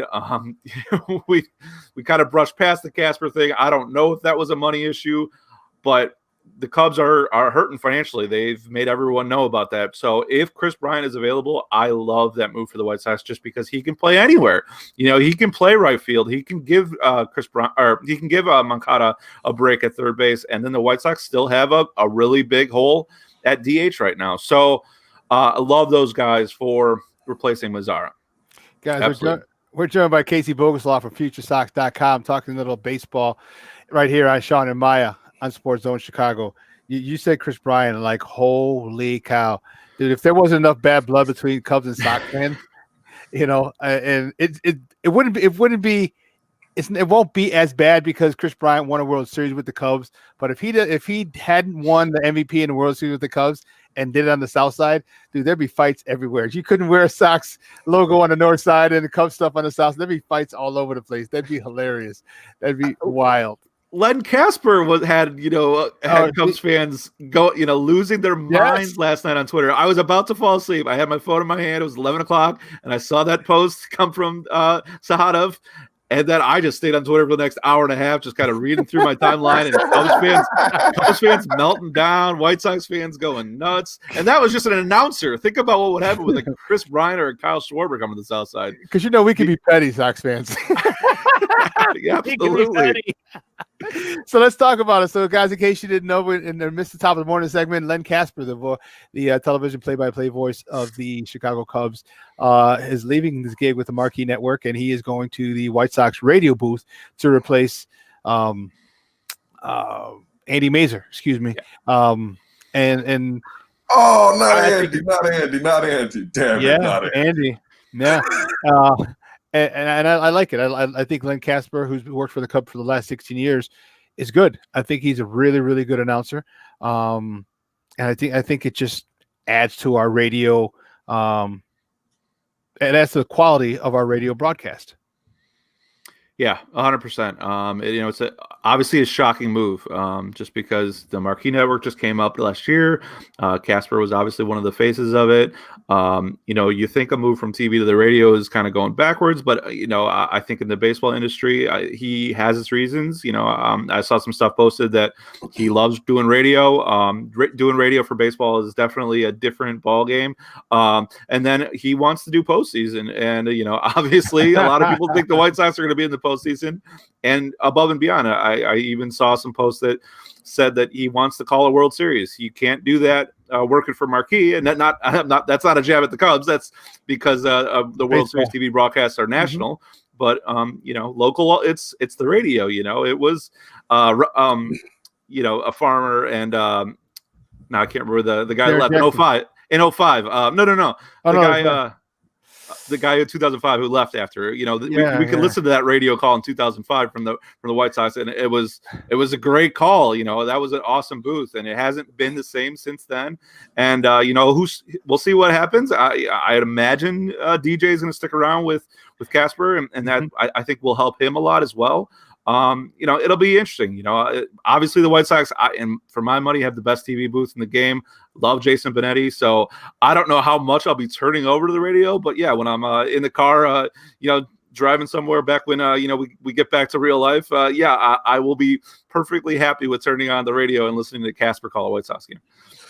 Casey, look, one thing too, I still want to get on the Rodon replacement. Yeah. And do you think that replacement will be in the bullpen or in the rotation? But also after that, I want you to talk about how you feel about the staff necessarily as far as it comes to Tony La Russa's staff being figured out, and how you feel about those guys coming in. Yeah, Rodon first. So, I do think that obviously he was going to be pushed out of the rotation, at least to start. Katz came on the radio and said he had so much high hopes for Dylan Cease and for, Ronaldo Lopez. I think, we are going to expect to see those guys at least pushing for us a place in the starting rotation. Obviously, Lopez was tendered a contract to stick around here. The Sox still see a ton of potential with him. I do think the White Sox will still go out and get somebody from free agency. I've always said I think they need one more veteran just to kind of to lead that rotation. Now, I've looked at it one or two ways. One guy on my list that I look at the top is Corey Kluber. I want to take a look at him just because I think he could be really cheap, coming off of a weird injury last year, and then in 2019 he just got hit by a line drive, so I scratched that as a fluke. I just think he could be cheap, a one-on-one deal. And if he could find some of that magic, obviously a 2-time Cy Young winner, that'd be a great ad. But I think, I still have a lot of faith in the Cease and Lopez, Dunning, and on down the list, Kopech coming up. So that's why I think Rodon was going to be pushed out of the starting rotation. I've been on this radio show with Shawn a bunch of times saying I saw a lot of potential with Rodon coming out of the pen. Obviously, it didn't work in the small samples that we saw. But I think the pen's pretty loaded, and especially if they bring Colomé back, who's another guy way up on my wish list. I think the pen obviously was a huge factor. Surprisingly good last year, and they're bringing pretty much everyone back if they bring Colomé back. So I don't think there was a spot. There wasn't a spot on the 26 man for Rodon the way it's set up. Probably not a spot on the 40 man as well. He could go to a younger team that's going to give him a chance to get back in the rotation, get back into regular starts, and that'll be good for him. Hopefully he can stay healthy. Wish him all the best because, like Shawn said, it definitely one of my favorites as well with his time on the South Side. And then about the coaching staff being the coaching staff. I don't want to get into a whole diatribe about La Russa. I still have my we don't have to do that. We don't have to do that. Yeah. So, a lot of some of the stuff. I'll tell La Russa, but please continue. Please continue. Yeah. I get upset about the nepotism stuff, just because I think, it's a little worrisome because, I think Reinsdorf brought La Russa on for some nepotism-ish reasons. So bringing in Shelley Duncan, who is the son of Dave Duncan, who's La Russa's BFF, is a little weird. And it's a new position on the staff. And, obviously I'm an analytics guy. Create a position. Let's create a position and give it to your best friend's kid. Why not? Let's go. Yeah, I'm all for increasing and improving the analytics department for the Chicago White Sox. So if this position is legit, I see that he's taught analytics classes. You can sign up for one of his courses on YouTube or something. I don't know. Maybe it works. It just does feel a little iffy, and it does feel like the White Sox have gone past any possibility of going a different direction from La Russa. I think he's here to stay, regardless of what happens with this court case and if he has to serve time or whatever. He's here to stay because he's signing his buddies, even Mikel Cairo, a guy that used to play for him. He comes with at least a lot of background. He's not I don't see that as a nepotism hire. I do think that is a good hire. And then Menachino, I'm glad he's coming back. I think he did a great job with the team last year. White Sox saw improvement across the board, Makata aside. And that was Menachino's first year. So absolutely, I'm happy that he came back. John Rooney is the guy that was in the booth. Thank you. John Rooney. Well, let's talk a little bit on the north side. And we mentioned the biggest name. I mean, Albert Almora Jr. was one of the guys not tendered an offer, but the big name was Kyle Schwarber. He was taken aback by it, as you can imagine. I would assume that there's going to be a lot of suitors for a left-handed power hitter like Kyle Schwarber. Yeah, the weirdest thing that I have to bring up is that MLB still hasn't decided on universal DH. That's what I was going to say. That's what I was going to ask you. Do you wait and see how many other jobs you can get in the other league, or do you sit there and say, hey, AL, here I am? Oh, I think it's smart for Schwarber's agent to wait. Absolutely. I tweeted out the other day that this would be as ridiculous as Adam Silver coming out saying, right now when the season's going to start in 3 weeks, that maybe or maybe not. I'm thinking about getting rid of the 3-point line. We'll see. I'll tell you when I tell you. That's what Manfred's doing right now with the DH position. It doesn't make any sense. We saw a bunch of the surprising names that got non-tendered are guys that maybe wouldn't have. Adam Duvall from the Braves, David Dahl from the Colorado Rockies, and then Kyle Schwarber from the Cubs. All National League teams. All three guys that are power hitters. that would be a pretty good fit for a designated hitter role. If the NL knew they were going to keep the designated hitter, would those guys have gotten untendered? I wonder.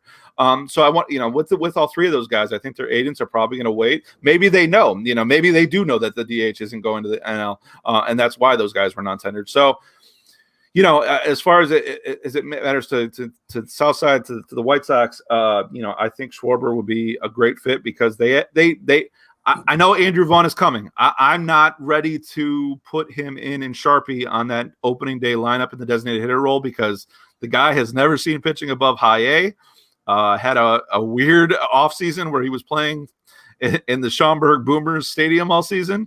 Let's see him face some pitching from other teams. Let's get him up to speed. And even, I think it's possible that he could be a trade piece if the White Sox do want to make a blockbuster move.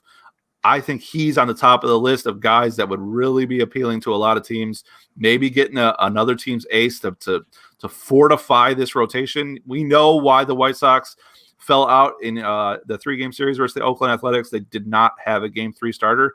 I have a lot of high hopes on the guys on the roster, but bringing in a proven playoff pitcher would be incredible for this team, and I think is a move that that's at least the type of move that the White Sox will have to make at some point to win a World Series. Guys, we're joined by Casey Boguslaw from FutureSox.com talking some baseball right here. Baseball action, some crazy signings and non-signings right here on Shawn and Maya on SportsZone Chicago. You know what? And you're right, because that's what Rick Hahn. That's why Rick Hahn got so many prospects, because you understand that's part of it. Some of them are going to go to the wayside. Some of these prospects never hit, never live up to their potential. Others are just going to be used as trade bait. So there's, and I get it, and I'm happy for him. But one thing I do like about Rick Hahn is he sees it. He's not dumb. Okay, like you look on certain parts of this, certain teams in this town. You look at the GMs, like, are you serious about that? Like, you didn't do this because we needed his help. But again, I'm not going to talk about the Bears right now. I just think that Rick Hahn is smarter than that. And I think Rick Hahn knows what he needs, and Rick Hahn, as we've seen, is very shrewd in getting what he wants. So I'm very confident in that, in the fact that he's going to get a number 3 starter. So we will have 3 legit starters, whether it's Trevor Bauer or someone like that off the free agent market where he doesn't have to lose any assets, or if he has to package a piece in there, like you said, that Andrew Vaughn piece is a really nice and attractive piece for someone to give up the raise, who may be 27, 30-ish, 31. Okay. But now you got a kid coming in 25-ish or so, about to hit his prime. I think Rick Hahn's going to do well by this White Sox team and get us a 3rd starter. Yeah, absolutely. Time is now. They got it. They know their window's open right now. So, and I think Hahn has said it from the beginning of the rebuild, that eventually some of these pieces will have to be moved, and it's going to be probably some stuff that's going to be, questioned on Twitter from the loyal faithful. But that's got to happen, and people have to realize that it's going to happen eventually. Yeah, it is. Listen, as long as we move Jake Berger and Zach Collins, I'm fine with it. I need Vaughn to come up. I'm joking. I know some guys necessarily have to move. But listen, I want to quick. I want to go to the north side again, because they're in a situation. I know we're Sox guys, but I feel like we've kind of outgrown that. Like, when we were kids and the Sox lost, used to turn to be like, man, the Cubs better lose too. And I mean, like, I'm an adult now, and it's just not that serious. I got too many Cubs friends that it's like, speak for yourself, damn it. Speak for yourself. I know you. I'm not talking about you. But, okay, like, being a baseball fan, and what we all do, I'm saying, it's easier to do this when teams are successful compared to them teams that are doing terrible. So I would prefer them to retool, but we know the quote unquote cash trap situations that the Ricketts are in. So what do you think they're going to do with the rest of the core, and how quick can Jed? Because, like, my thing is, if they're going to reload, he better be getting the top 10, 2 of the top 10 baseball prospective kids from whatever team they trade these players for. But you're in a situation where, really, outside of Contreras, you don't have a lot of controllability over these players if you're trading them to really bring back value. Right. And they've had this situation for the last couple of years now that they have to kind of decide who they want to build the next Cubs, whatever it is, whether it's starting, closer to scratch or still trying to rebuild on the move, because they do have guys that they can pick from, obviously. I thought that they were going to build around Javi Baez. Javi Baez had the year from hell last year for whatever reason. Now it was, I don't have to say it. It was a weird season, and the Cubs still made the playoffs. So obviously there was still that, but Javi Baez just didn't hit. Chris Bryant didn't hit. Kyle Schwarber didn't hit. I don't know why. There's a multitude of possibilities of what could have happened. Just being the most bizarre season that any of us have ever seen in our lives.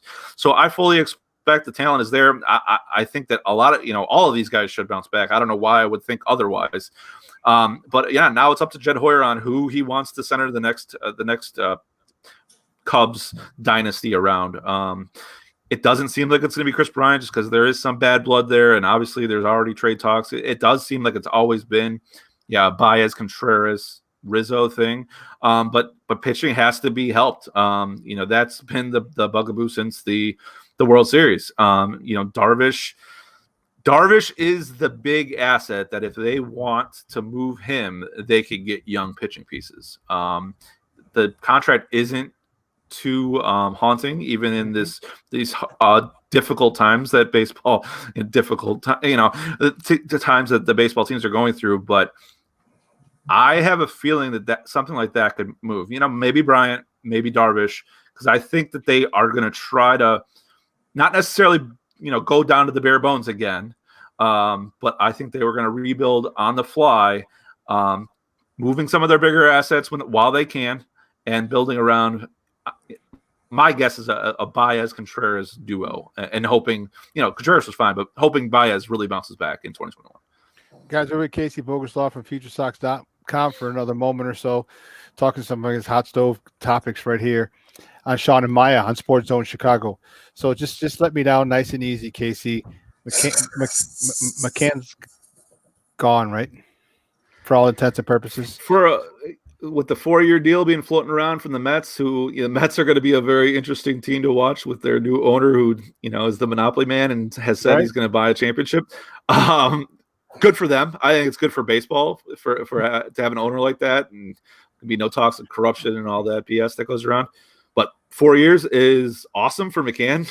Good job, man. You deserve it. White Sox ain't going to come close to matching that. So if McCann is getting 4-year deals, I mean, yeah, the chances of re-signing him are 0. Casey, let me ask you this. Stay on the catcher, because I want to get to the McCann to the Mets situation, because it's funny. I don't know the contract situation with the Bruce Maxwell, since he's the only black man that Tony La Russa saved in his life. Oh, half a black man. I'm just playing. But what do we figure out really is going to be the situation at backstop? Because I feel like the Sox are on the cusp for something where, only a few ML teams are really doing it, where you have 2 good catchers. So you don't sit there and have a situation where you have a guy that's, one, not a good hitter, but on top of that, not a good defender. Do you see them just using Zach Collins in the situation, or do you see them bringing in someone to sit there and help with what happens in the catcher situation, kind of having a McCann situation like you had last year with Yonder? I guess how I'll answer that question. Yeah, how I'll answer that question is I think the Sox probably do have a budget, and if they go out and get one of the big guns, a Springer or a Bauer, which I think have to still be on the table, then they're going to be a little cash strapped in other positions. But I think Collins is an okay plan B for them. Meaning, I do think plan A would be to go out and get somebody that is a little bit more proven, just because this team knows they're a contender and they want to be all set at all 26 spots. Now, they drafted Zach Collins in the first round, so they really do still want him to be the guy, and really has never been given the opportunity to get even backup at bats at that major league position. What I think, what we need to know as White Sox fans, and really any MLB team, that is planning on contending this year, is maybe there isn't going to be a lot of free agent money spending, but when they get into the season, they're going to try plan A, and if it doesn't work, they'll move on to plan B. And how that works in this situation is Zach Collins might be the backup starter on opening day on that 26-man roster. And if they give him, regular bats, 2 starts a week, and he's still not meeting anywhere close to his potential, go out and get somebody. You got prospects. We talked about this. Go out and get a backup catcher. It was an awesome thing to have with having Grandal and McCann last season, especially because of the hole at DH. And Encarnacion was standing, but they were able to kind of play both of them at the same time in the playoffs, which is really, really nice. It might not exist at the beginning of the season because I think they will give Collins. That's just where my gut tells me they'll give Collins a chance. But if it doesn't work out, I don't think they'll hold on to him very long. Guys, that's Casey Boguslaw from FutureSox.com. Hey, Casey, great stuff as always, man. Do me a favor, though. Let everyone know where they can find you and your work online. Yeah, at Casey Boguslaw. Follow me on Twitter. Of course, I'll be following all the stuff on this offseason that's eventually going to start. Winter meetings next week. We'll see what happens. Later, Casey. Great stuff, buddy. Thanks, Appreciate guys. it. Thank you. Guys, Casey Boguslaw from FutureSox.com. And, man, James McCann, dude, is gone. That hurt It does. You know what? He deserves it. Yeah, he does. He put in the work. He's a man that's like, you know what? I put in this work and I've shown what I can do. You guys went and bought Yasmani Grandal in. I'm going to go out here and he's going to go to a larger market. You know what I'm saying? So that lets you know, like, just the boldness of it that, like, he deserves it. I would love if James McCann, if we could keep both of them, cool, but you couldn't because even if you match the money, McCann wants to be the man, and there's nothing wrong with wanting to be the man. And that's crazy because he had a good year. Also, half a season. The first year. The first year. It was a half a season because he made it to the All-Star. Then after All-Star, he was straight, but he wasn't as it was a Canerco season. Right. It's Canerco-esque. Is it Paulie season? How do you want me to frame this? Let me ask you. Is it Paulie season? That's a Paulie season. Okay, Paulie season. Sox fans know who Paulie is. It's a Paulie season. Everyone else who doesn't know who Paulie is, it don't really matter. But I just think that maybe that the fact that he had the Paulie season and he wasn't our guy. Like we got Paulie from the Dodgers, and so he's our guy. Right, because we got him so young. Yeah, exactly. In the system, he came through our system. He was our guy. McCann wasn't our guy because had he been our guy, maybe you give him a little more leeway and not necessarily go get Grandal because how many 1-year wonders do you have in sports? You know what I mean? You're like, wow, the guy made an All-Star team. Okay, good. Yeah, I just don't trust him. Plus, he's a little older too, so I don't really trust him.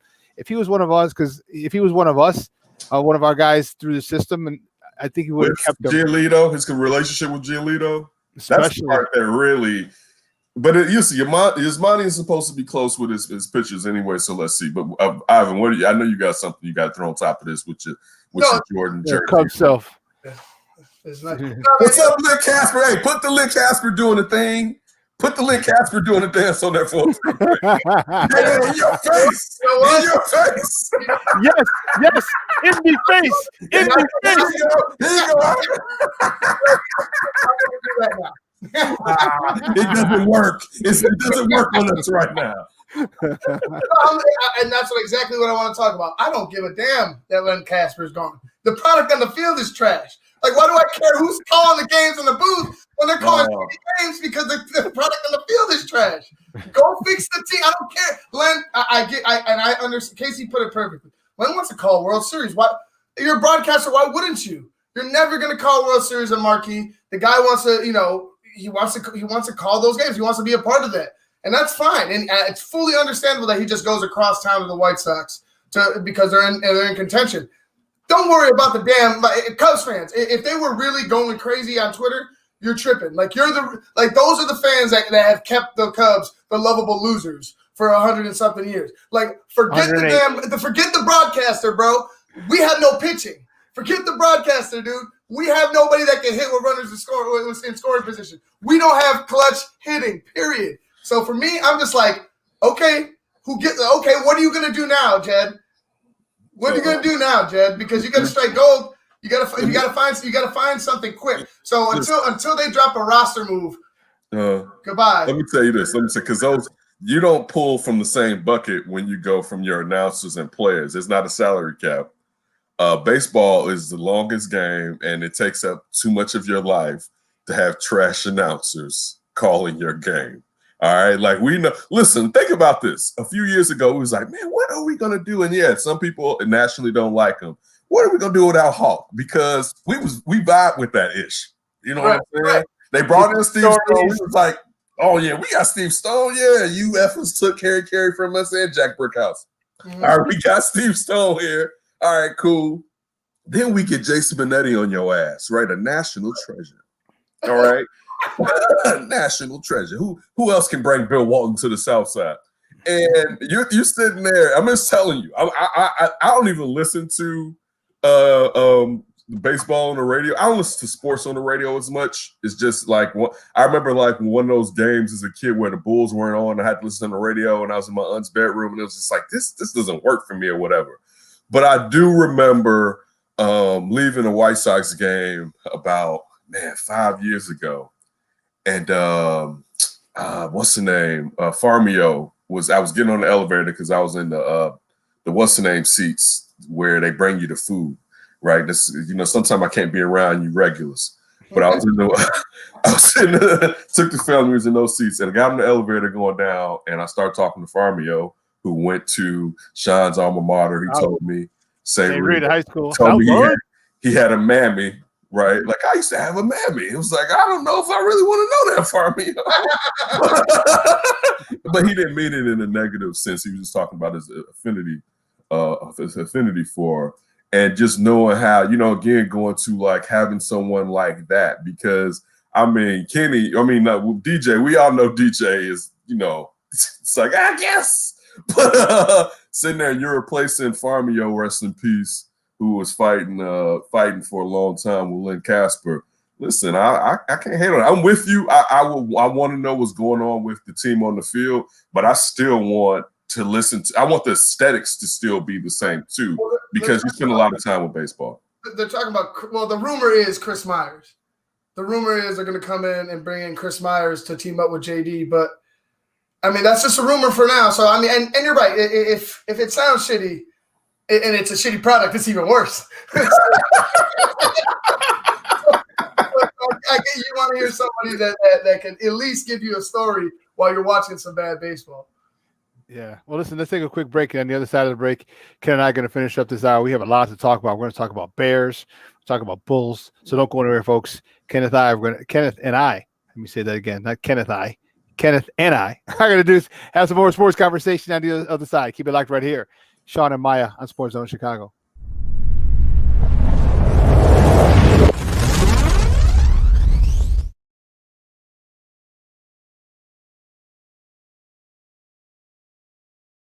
BoomerNaturals.com presents the Sports Flash on 1330 and 95.9 The Zone. Potential do-or-die matchup this weekend for the Bears. Matt Nagy's job could be on the line. They've lost 5 in a row as they take on the Lions. Chicago comes in 5-6 overall, 2-3 at home. The Lions 4-7 overall, 3-3 away from home. It's their first game since firing general manager Bob Quinn and head coach Matt Patricia. Mitchell Trubisky will be the starting quarterback for the second straight game. Nick Foles still recovering from a hip injury suffered November the 16th. He returned to practice Wednesday on a limited basis. In last week's 41-25 loss to the Packers, Trubisky passed for 242 yards and 3 touchdowns, but he did commit 3 turnovers. Kickoff this Sunday afternoon at Soldier Field, scheduled for noon. Right now, Chicago showing as 3-point favorites in the matchup. Boomer Naturals, your source for 3-layer protective face masks. Breathable protection for adults and kids. Save 20% with promo code SPORTS at BoomerNaturals.com. Chuck Sanders, that's the Sports Flash, 1330 95.9 The Zone. I'm Dr. Andrea Russo, a cardiologist. Maybe you're waiting to talk to your doctor right now. But if you're having an irregular heartbeat, heart racing, chest pain, shortness of breath, fatigue, or lightheadedness, don't wait. This could be a serious condition like atrial fibrillation, which can make you about 5 times more likely to have a stroke. If you're having these symptoms, don't wait. Talk to a doctor by phone, online, or in person. Brought to you by Bristol Myers Squibb and Pfizer. What can help you take advantage of today's low mortgage rates and save money? Rocket can. You could save hundreds of dollars every month by refinancing with Rocket Mortgage at today's near historic low rates. If your current rate is over 4%, you could lower your payment by over $150 a month, saving thousands in interest every year. Call us today at 8338-ROCKET or go to rocketmortgage.com. Savings are based on Quicken Loans, internal data. Points and fees may apply. Call for cost information and conditions. Equal housing lender. Licensed in all 50 states. NMLSConsumerAccess.org. Number 3030.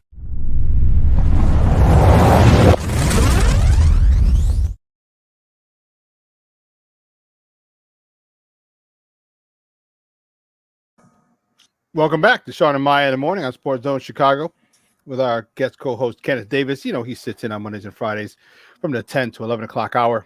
What you chewing on right there, man? What you eating on? I'm hungry. I haven't eaten that breakfast. You know what? Yet. Unfortunately, it's just a couple of potato chips. Oh, damn, Shawn. Yeah. Damn it. Yeah. That's not right. That's not breakfast food. That's not morning food right there, Mr. 5 a.m.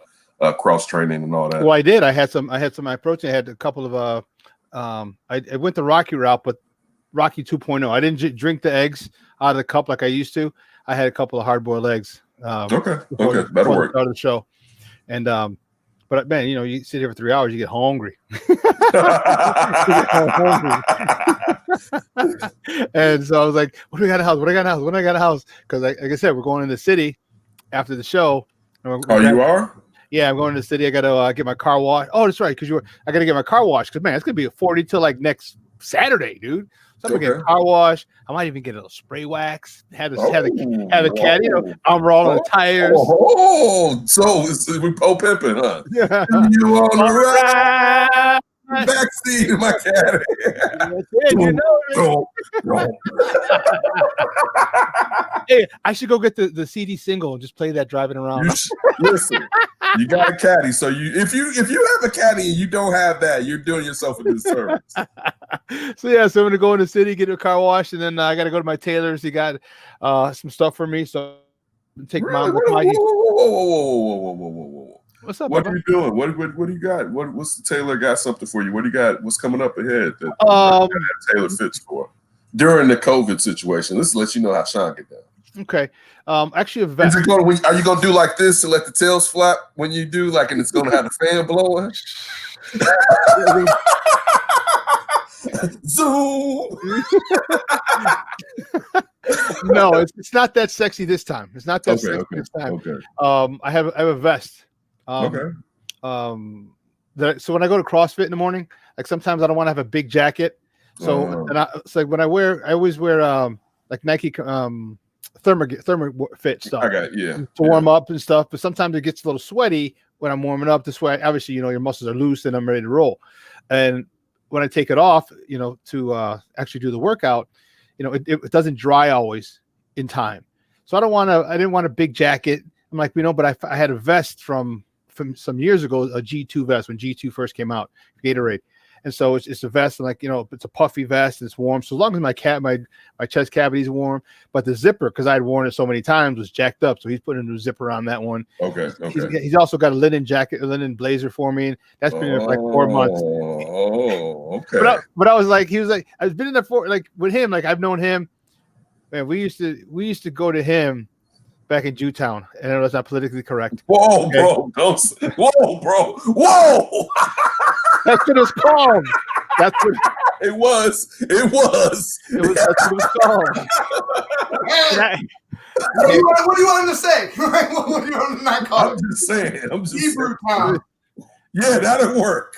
All right. Well, the place where we use this. It was on the corner of Maxwell and Halsted back in the day. Right. But that's what. And truth be told, Ken, this is how things get started. I didn't know that was an offensive term until I got to college. Oh, you wouldn't. When we grew up, no. Well, even though you kind of should have, but still, because it was prominent growing up in Chicago. It was prominent. If you said where you get that dude, that was like, I don't necessarily know, but yeah. It was. So when I told someone back at Holy Cross, like, what did you just say? I was like, that's like it's Jewtown. They're like, you can't say that. I'm like, what do you mean I can't say that? That's the name of a spot in Chicago. They're like, I was like, oh. What? I was like, Shawn didn't say, oh, he kept going. He kept going. I'm arguing with these people. How are you going to tell me what I can and can't say about my city? The stereotyping is terrible.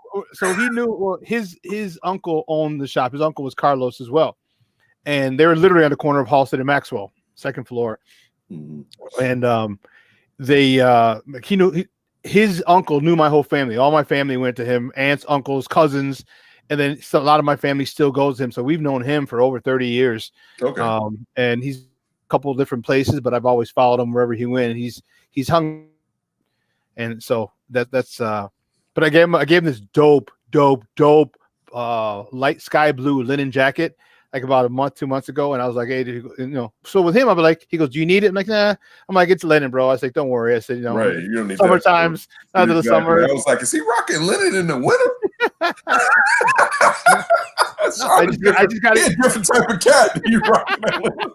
I don't know. I got to prepare. So summertime, I don't want to be like, oh damn, I got to get this fixed. I got all my stuff ready. I got the reddish one. Okay. The one that I was at a party for Nacimiento Tequila, and I was like, let me rock this red joint. Yeah, that was pimping. That was big pimping that day, dude. That was big pimping. I think I kissed that picture like 3 or 4 times. Like, you do look good. Like, wow. Shave with the sunglasses. Come on, man. You know. All right. This is a good point when we do this. We totally get. I love this. Is real sports talk when you get off topic. I'm being honest. Yeah, this is real sports. If you only can sit here and you got to talk bullet point. Yeah, okay. The next topic on the list is what else? Yeah, what else you got? If you can't fill up with regular life stuff, what else you got? Because you know how many people connected, like, yeah, my parents used to go there. I can't say it, but they used to go there when I was a kid. I wanted, as soon as you said Maxwell Street, and I'm not even like a Maxwell Street pork chop sandwich guy, but it makes me want a pork chop sandwich, and I don't even like pork chop sandwiches. Oh, he said Maxwell Street. Yeah, that was just coming up that road is part of being someone grown up in Chicago, to say the least. Just coming up that old road, the old road. Now it's totally been gentrified. Totally. I remember the first time I had a pork chop sandwich, and my mom was like, be careful because there's bones in there. I'm like, okay. Right. That's why I don't get why people like pork chop sandwiches. He's like, por pendejo, I just told you, be careful from the bone. There's a bone in there. Didn't I just tell you that? Wouldn't you just remove the bone? Like, no. I understand the flavor for flavor purposes. I get it. No, you bite around it. After a certain point, like, how much flavor is it going to get? You bite around it, Ivan. You bite around it. You bite around it. He's got bread and a bone. Right, exactly, Ivan. Like, wait, you're missing some of my meat right here with this bone that you have between this bread right now. With the grilled onions and the mayonnaise, the mustard. I mean, like, yeah. Here you go. Yeah, definitely. Well, what you got with these Bears? What you got with these? Man. We can lose to the Lions. If we can lose to the Lions. Yes. If we can pretty pleased with sugar on top. Matthew Stafford can do it. Listen, you know what the funny thing is this? I've always wondered when Raheem Morris was going to get his second shot, because I always knew he was going to have to be a situation where he was an interim coach, right? He's the former defensive coordinator. Now he's the head coach for the Atlanta Falcons. But if y'all can go back and remember, he was the head coach for the Tampa Bay Buccaneers. I think before Lovey, it may have been somewhere between them, but before Lovey, the young man from like New Jersey, ESPN did something on him. He driving in a gold wing or something. It was Raheem Morris thought he was the ish when he was down there in Tampa Bay, right? But you see where he's taken the Atlanta Falcons. I think they're like 4-2 or 4-1 since he's taken over that job since Dan Quinn was fired. The reason I bring that up is hopefully who's ever in charge of the Detroit Lions can pull a Raheem Morris for us and make sure that, being that we think the Lions are one of those teams that we suspect the Bears should be able to beat, and we know that Mr. Trubisky has been successful against the Lions, it'd be good for what we really want at the end of the year for those Lions to come through and smack us in the face. And that'd be one of those smackings that'll be like this isn't my preference, but I hate on no one, some good S&M. You know what I'm saying? Like, yeah, that's some good Shawn and Meyer right there. some good S&M. To where usually you don't like being smacked in the face, but right now it's attractive to you. Ooh, smack me again. Thank you, sir. Thank you, man. May have another. Exactly. Right. I mean, that's side. And it's sad. It's sad that that's the situation that we're in, but it's also good because, man, it's pleasant not to be in a situation where these lies can just fester and keep going into the next season. So looking at the Detroit Lions and looking at who they may have, I know that I think Danny Shelton is out. Like Danny Shelton's out, so that's when you know we want that pressure up front. Being that we're hating on our whole team right now, you want that DT pressure to crush that box up front. But still, you know what I'm saying? We don't want the lies to sit there and continue to permeate. So listen, I'm not actively during the game rooting against the Bears. You know what I'm saying? Like, that's not what I'm doing. Like, but over the overall effect is I don't want them to be able to hide their hand and be able to get away with what's taking place and what needs to be done. I mean, listen, they should be able to win this game. Just mentioned Danny Shelton being out, so that and with Mitch being back, and I know you have Phil coming on, and Phil's a huge David Montgomery guy. And David Montgomery had one of his better games last week because you had Mitch back there, and with Mitch being a threat, it opens up, guys have to pay attention to Mitch, but when you have Nick Foles back there, guys know Nick Foles isn't doing anything. So I hope that I've really, me and you, Shawn, have said this when a lot of people was kind of like, they didn't make any big deal from the first Bill Lazor game. Bill Lazor's been calling good games. You know what I'm saying? I mean, now we may not like the product, but the difference between what Bill Lazor's really been doing compared to what Matt Nagy is, I may not have all the ingredients, but I'm going to use what the hell I got. Matt Nagy's still trying to make some shit that has nothing to do with the ingredients. It's like, dude, you know what you have right there. You cannot make lasagna and you don't have any of the ingredients. And he's like, fuck that, I'm gonna still make me some lasagna. It's like, I don't have any. He doesn't have any. He doesn't have even. He doesn't have pasta or eggplants. Like, he doesn't even have what you could use as the adequate replacement. I got the tofu here. Right, exactly, Shawn, exactly. Would you guys man? See, this is my thing. I think you're right, Ken. Like, it's Bill Lazor's been better. That it's flat out better. No matter how we want to look at it, the play calling has been better. Even though what you get end result is still not good. Exactly. What if better? Right. What if this would have taken place with Mitch, without him getting removed? But you go ahead and allow Bill Lazor to start calling the plays earlier, as opposed to week 10 to save your ass. You know what I'm saying? Because that's a fact. Like, I feel like we would have been better off struggling in the beginning of the year and finding out who we are right now, and start hitting a stride with something. Because I think Bill is really trying to cater, because he knew he had Mitch coming in. So after that bye week, he really tried to cater to what they could do best. The running game was there, but they didn't use it enough, which blows my mind. They didn't use it enough. So, I mean, that's on them. But I just think that, I don't know how you guys feel, but that's what I feel. I think that he needs to it's never going to be that way just because Matt Nagy is so stubborn. If you give Bill Lazor an offseason to implement his system, okay, and it could be a hybrid of Matt Nagy's system, Andy Reid's system, whatever, but his system, his plays, his terminology, okay, I think that would go a long way. And then they get to know him, because he's literally all he's doing is collecting a paycheck. I mean, let's keep it real. You're contributing to the game plan, but Matt Nagy does the whole thing. This is my offense. I'm running. Okay, we got it. You're the smartest guy in the freaking room. You and Ryan Pace can go, little circle jerk, and I'm the smartest guys in the room. I knew it was gonna be some jerk. I knew some jerk was gonna come out of your mouth when you just said that. Go ahead. I'm mad about these jokers, man. I'm mad about these jokers. It's my team, and you're screwing it up. And it's let Lazor understand what he's got. It's easy to see when it's one thing to watch them, but when you actually call and plays for them, now it's different. Because maybe he uses Javon Wims more. Maybe Riley Ridley's in there and it's not a political thing. So what I've heard is he questioned Matt Nagy, and so now Riley Ridley's not banished to hell. Let these guys, you drafted these guys. Why aren't you? This is the thing that bugs me. These are your guys. And to be petty because he stood up to challenge you, don't you want players that are smart? Don't you want players that question you? Don't you want players that say, hey, coach, why don't we try this? You know, because they're the ones out there.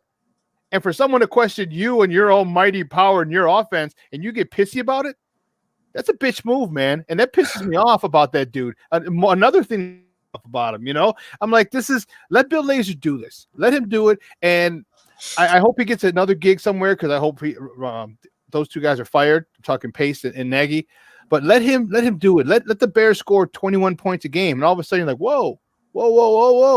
You know, hold on, player. We got no offensive line, although Mustafa has been a very pleasant surprise. So you go on Mustafa and you're moving Cody Whitehair to the right guard? Yeah. Okay. Yeah. Because that's all. Now, if James Daniels is healthy, all you got to work. All you kind of got to get, because you're not going to get two, is one tackle. I mean, you can keep Massey over there. Yeah, but all you know what I'm saying. But look, this is the thing. Quarterback can see him coming. Right, exactly. You see that. That's your side. Unless we get a lefty, you see that right there. You're responsible for that right defensive end, okay? Right. So this is the thing, too, while we're piling on Matt Nagy.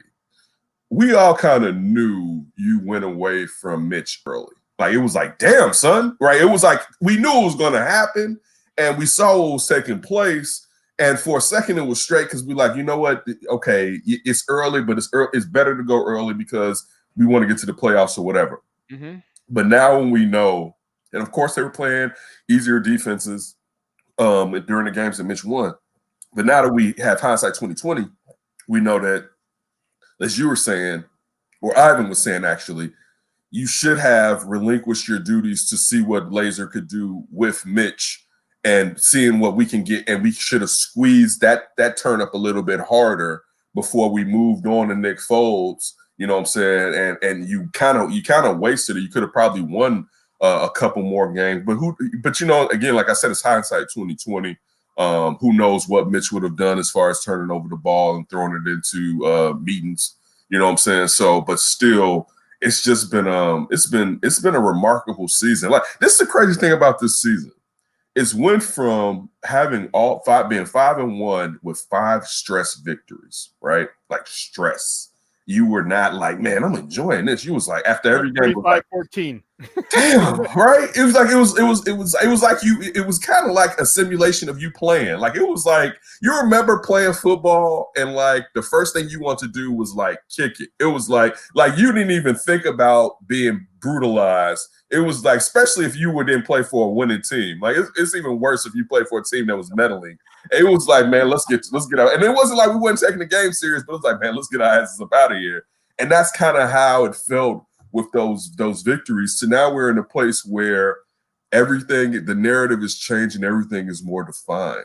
And it's so great because the lies can't be hidden. And now we may get closer to the results that we desire. And we've seen that with what the Bulls have done. We know what the Cubs and the Blackhawks have done.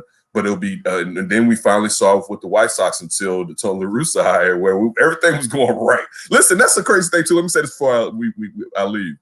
Boy, Jerry Reinsdorf has benefited from the Bears sucking so well because it's put that Tony La Russa stuff on the back burner, right? These last 3 to 4 weeks, it's bumped that off because it's like, damn it, the Bears, right?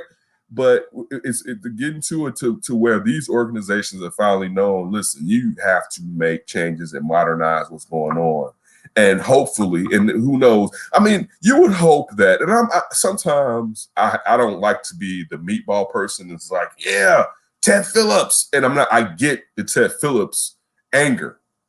You know what I'm saying? But I'll try to look at it as what you look at this organization, this family, as far as the McCaskies, and what they usually do, you usually aren't going to get the result that you desire.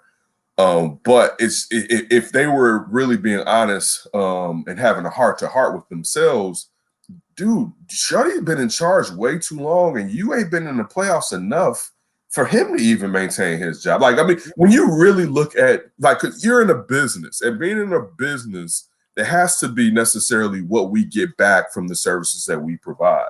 Now, they get back a lot because people are going to turn out regardless. But also, you're spending this. Like, the Bears, when we grew up, the Bears were looked at as being cheap.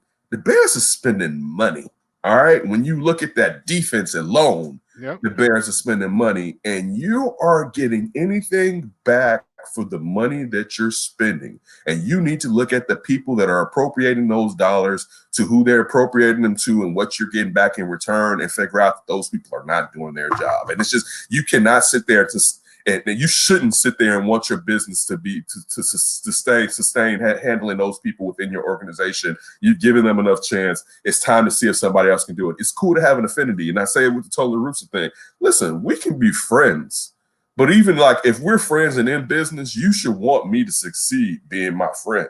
At one point, you got to be like, hey, Ken, I got to take a step back. You've been giving me millions and millions and millions and millions of dollars. It's time for me to step back so that you can be more successful, because clearly I'm not getting to what I need to get to now. I do believe when we see that, I don't think the McCaskies are meddling when it comes to being ownership. You know what I'm saying?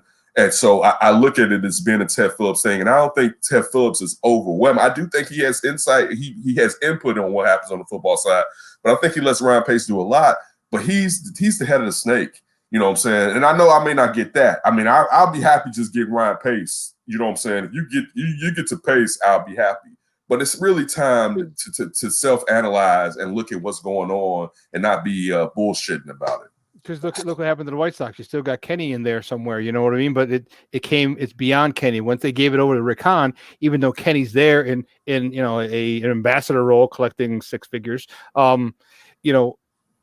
it's not him making the decisions. So those people can still be there as long as they're not, interfering. They're not like ingredients. Yeah, like Pax is still there too. Yeah, like and AK came in, and it's like, we're doing everything. So they can still be around. Just don't have a decision-making roles. And if you want to, give, you're loyal to those guys, fine. Just take them out of those roles like they have been, and that the other people, do their job and do it correctly. So, hey, listen, Papa, I really appreciate it, man. You have a good weekend. Any big plans? No, me and you both. You said Monday that you went out to dinner. We said we weren't going to go out last weekend during the COVID. So you're full of Rona. Stay away from Mama. I went to my niece's birthday party. I'm full of the Rona, and like it was. I was in there, and it was just like, this is bad business, right? Like this is, But again, like I said, my brother passed, and this is his oldest and his daughter.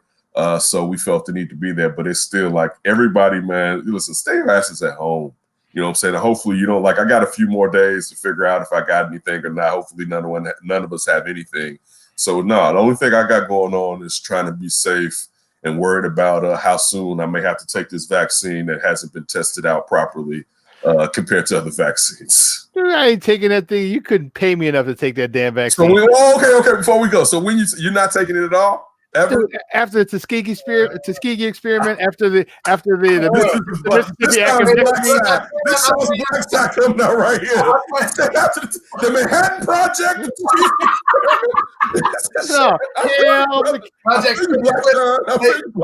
And then they're going to have Obama take the vaccine on that. Dude, you don't know what the hell they're giving Obama. Come on, man. Like, give me that sugar water real quick up in my heart. Raise my blood sugar. Hey, you don't know what the hell they're giving Obama. Get your ass out of here. I don't believe. I'm not trying to have any more another kid come out with like 4 legs, or like, you know what I'm saying, like an arm coming out of his back. I mean, you're not taking it. So let me real quick before I go. So are you both saying you're never taking it, or how long are you waiting to take it? Is the question. I don't know how much more clearer I can be. Hell, Mickey Ficky, no. Ivan, you've been in the Army. You've had to take vaccinations that you didn't want to in the first place. I know. I got SARS. They gave me SARS. What was it? Is it SARS or what is that? I forgot that one. I still got the scar from it. But yeah, I mean, you had to take some that you're like, why the hell do I need this? You're like, I mean, you have no option at that point. I mean, it's like you either got that or they're going to quarantine your ass until you take the shot. So there's really no option. But, I mean, yeah, don't mean I want any more. Like, don't mean I want something else in me. I don't know. I'd rather just give it time. Just give it time, and then maybe once I see it be successful enough for. That's how I kind of feel like that. Yeah, because you don't know the long-term effects, dude. And that's the thing. That's the problem. It's population control, but that's another. As we hate and suppress the vaccination. I'm just being honest. I want the 3.0. I don't want the 1.0. I don't want the fresh one. Right? Let me see I said on my show, I wish I could wait 3 years to just see how y'all doing with that real quick. That's not enough when we know that usually it takes a decade to really work out a vaccine. But again, I'm going, guys. Like, I'm taking too much of your time. You got Phil, you got Jason coming on. No, he's coming on in a minute. He's coming on. Let me get my ass. But yeah, I want to take it, but it's like, dude, I don't trust y'all for shit when it comes. Nothing. No, I don't trust him as far as I can throw him. With your bad knees, I ain't throwing nobody. So, hey, Ken, I'll see you on Monday, Papa. We're gonna have a lot to talk about. Bears victory Monday or Bears embarrassment Monday. We'll find out. No doubt. All right, now, guys, that was Kenneth Davis from that Davis show. Man, we have too much fun on here, and that's awesome. And we hope you're entertained. Listen, we got to take a quick break, and on the other side of the break, my guy just texted me. He goes, "Shawn, I'm running back. He's on lunch break." So I do appreciate his time. I appreciate it greatly. So our guy, the draft doctor himself, Phil Ottochian, is going to join us on the other side of the break, talking more Bears talk. So don't go anywhere, folks. Keep it locked right here, Shawn and Maya on SportsZone Chicago.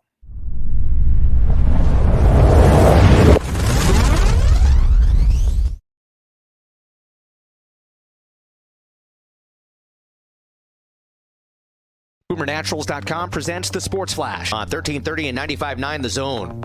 Potential do-or-die matchup this weekend for the Bears. Matt Nagy's job could be on the line. They've lost 5 in a row as they take on the Lions.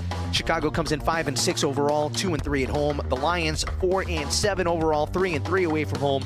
It's their first game since firing general manager Bob Quinn and head coach Matt Patricia. Mitchell Trubisky will be the starting quarterback for the second straight game. Nick Foles, still recovering from a hip injury suffered November the 16th. He returned to practice Wednesday on a limited basis. In last week's 41-25 loss to the Packers, Trubisky passed for 242 yards and 3 touchdowns, but he did commit 3 turnovers. Kickoff this Sunday afternoon at Soldier Field, scheduled for noon. Right now, Chicago showing as 3-point favorites in the matchup. Boomer Naturals, your source for 3-layer protective face masks. Breathable protection for adults and kids. Save 20% with promo code SPORTS at BoomerNaturals.com. Chuck Sanders, that's the Sports Flash, 1330 95.9 The Zone.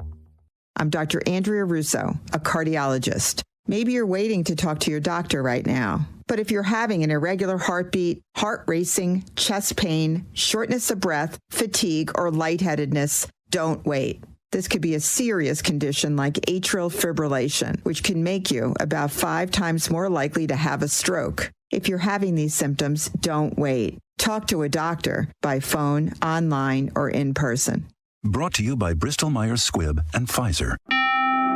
What can help you take advantage of today's low mortgage rates and save money? Rocket can. You could save hundreds of dollars every month by refinancing with Rocket Mortgage at today's near historic low rates. If your current rate is over 4%, you could lower your payment by over $150 a month, saving thousands in interest every year. Call us today at 8338-ROCKET or go to rocketmortgage.com. Savings are based on Quicken Loans, internal data. Points and fees may apply. Call for cost information and conditions. Equal housing lender. Licensed in all 50 states. NMLSConsumerAccess.org. Number 3030.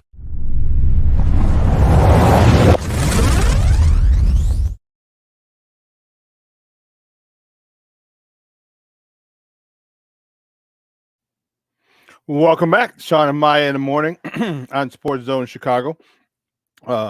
Just got off with Kenneth Davis. That segment was crazy. Talking about this old school stuff that here back in the Shy. Great stuff. But anyway, with the Bears, with this thing. But first of all, we're waiting for our guy Phil. The draft doctor himself, Phil Ottochian, to come on, but and I'll talk Bulls at 11:30. I mean, me and you will talk Bulls at in the last segment of the show. So let me get back to the Bears. My issue is one of my issues is. I was gonna say you just got one. Yeah, one of the myriad of issues I have with them is obviously Matt Nagy. So I'm really hoping this is what I'd love to see. I would love to see Bill Lazor, okay, put together an offense that gives me 21 to 28 points. And I know that's asking a lot, but it can be done because if you look at the way he calls plays, okay, he likes an up-tempo style. He likes to run the ball, okay. And for those of you who don't know football, you realize that wears the defense down when you run the ball. When you sit there and his running back has no gain or he gets tackled for a loss, like why do you keep running? Like it's all part of a plan. You have to understand that. I love his tempo. I love the fact that he's got Mitch under center a lot of times, and the run game is an option. I love the fact that the run game was successful last week. Hopefully, it can be successful again. And like I told you guys, like we were talking with Ken, and I was like, I like Mustafa. I have not heard his name called maybe once. I don't even recall. I'm trying to stretch it. So if Mustafa can hold that job at center, and then you get the two guards in Cody Whitehair, he'd go to right guard. James Daniel, we're expecting a full recovery from him from a torn pec muscle. He'll go back to that left guard. Now you got that front three. And if you've listened to me to my show, you understand why I'm excited about having that front three. We'll get to J. Charles Leno in a second. But you get those front three, the two guards in the center. That's your run game. Oh yeah. That's your run game right there. Okay. And that will allow this team. So not only will David Montgomery finally be able to shake somebody in a second or third, not going to be escaping and breaking the tackle behind the line, but now he can get ahead of steam. And when you start running the ball, it demoralizes the team. So now Mitch, if he's back or full, we know Foles is going to be here, but now you have more time. Now you have more time in the pocket. You saw what happened the last couple of weeks. There have actually been pockets. There have been pockets where, it's a nice, beautifully formed half circle, and a quarterback can sit there and make reads and make throws. I mean, that's a whole other issue, making an accurate throw. But I digress. Just give me a pocket, and that's phenomenal. So Mustafa's been doing a really good job. I like it. I need to see the rest of the season. Keep him next year. By no way, shape, or form is his job guaranteed or safe. But you keep fighting, kid. You keep fighting, and you make them put you, in the starting lineup, and I'll take it. Now to your boy J. Charles Leno. Cut him. Just cut him and eat the whatever his salary cap hit is. Cut him. That's the cost of hey, you paid. How many people have you paid already that you had to cover for some of your mistakes? We're talking Allen Robinson. We're talking the pass rusher. I don't even know because you didn't.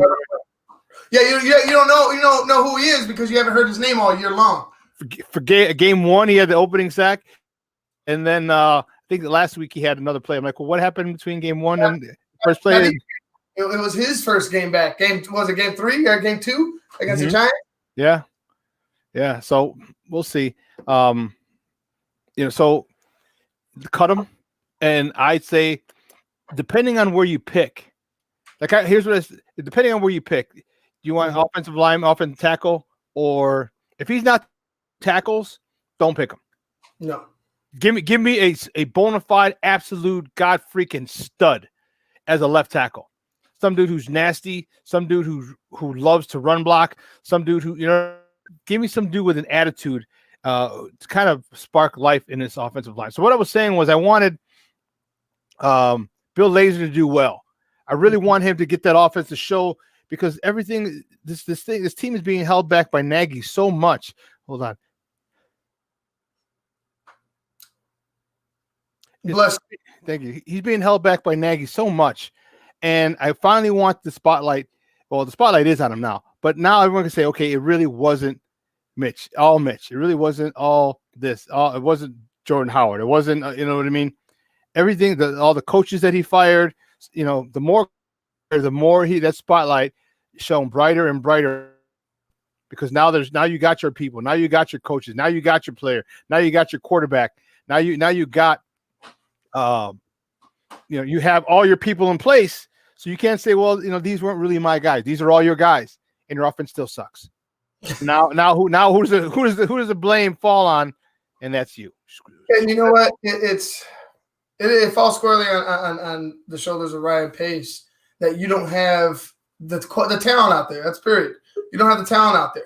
And for me, Mustafa, like we got Phil coming in right now, but for Mustafa, as long as you get some nasty and you get some Olin Kreutz in your ass, and then I'm cool with it.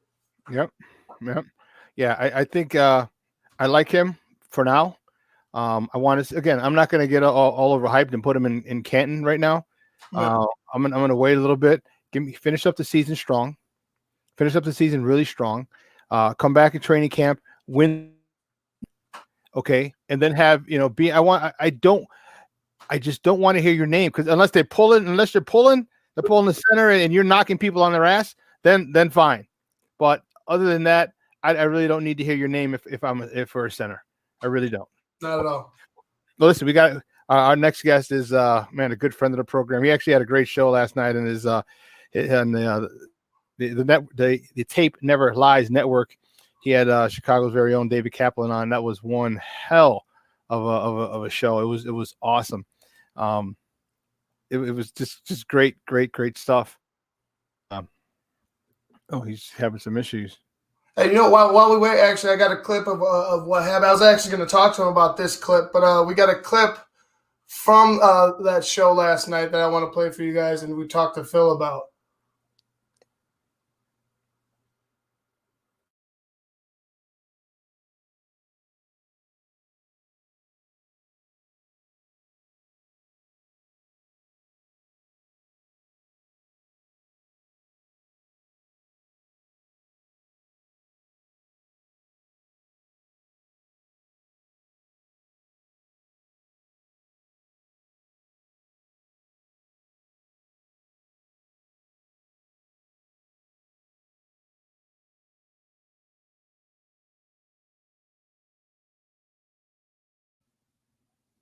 Matt Nagy gets called into Andy Reid's office. He said, okay, Matt, you're our quarterback guy. I need you to go get everything you can get. Interviews, tape, talk to these kids, work them out. Mitchell Trubisky, Deshaun Watson, Patrick Mahomes. And then I want you to write an in-depth report on each guy. Okay, coach, I got you. He interviews all their coaches. He talks to the kids. He meets with the kids. All of it. Yep. His reports are still sitting in his agent's office. His agent is Trace Armstrong. Former Bear. Yeah. The reports say almost verbatim. Deshaun Watson, awesome kid, great leader, makes all the throws, little erratic, very thin ankles, very thin wrists. I would be very concerned after one ACL already that he's injury prone. Be careful. Mitchell Trubisky, awesome kid, loved by his teammates, crazy work ethic, can make all the throws, very good athlete, the ultimate project. Ultimate project. There you go. Okay. Mahomes, generational talent, very raw.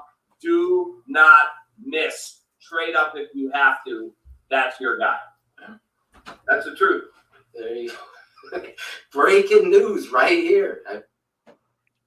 Guys, that was from the Tape Never Lies Network, and we're going to bring in our guy from the Tape Never Lies Network. Man, he is a good friend of the program.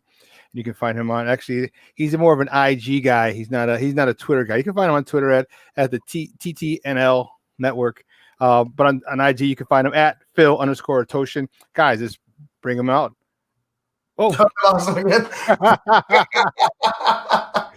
hey, Dr. Phil, the draft doctor himself, Phil Ottochian. When he comes back on, just bring him on. Yeah, I'll just bring him right on. Just bring him right on. So we're not even going to mess with. We're just going to bring you right on. Our boy Phil. Phil, what's up, buddy? How are you? I'm trying to hear you guys. Can you hear me? Yes, we can hear you. So we can all hear I you. hear on my end out here is like this every time you guys talk, even in the clip. I don't know. Oh man. So nothing, huh? I could try to restart my phone and come back on. I don't know if that'll remedy the issue. I'll be right back. All right. Yeah, that sucks that he's only hearing a little like a brrr sound, like a motor sound. Go back to that clip, Shawn. And I know I want Phil to talk about it a little bit more, but God, like those, you said it.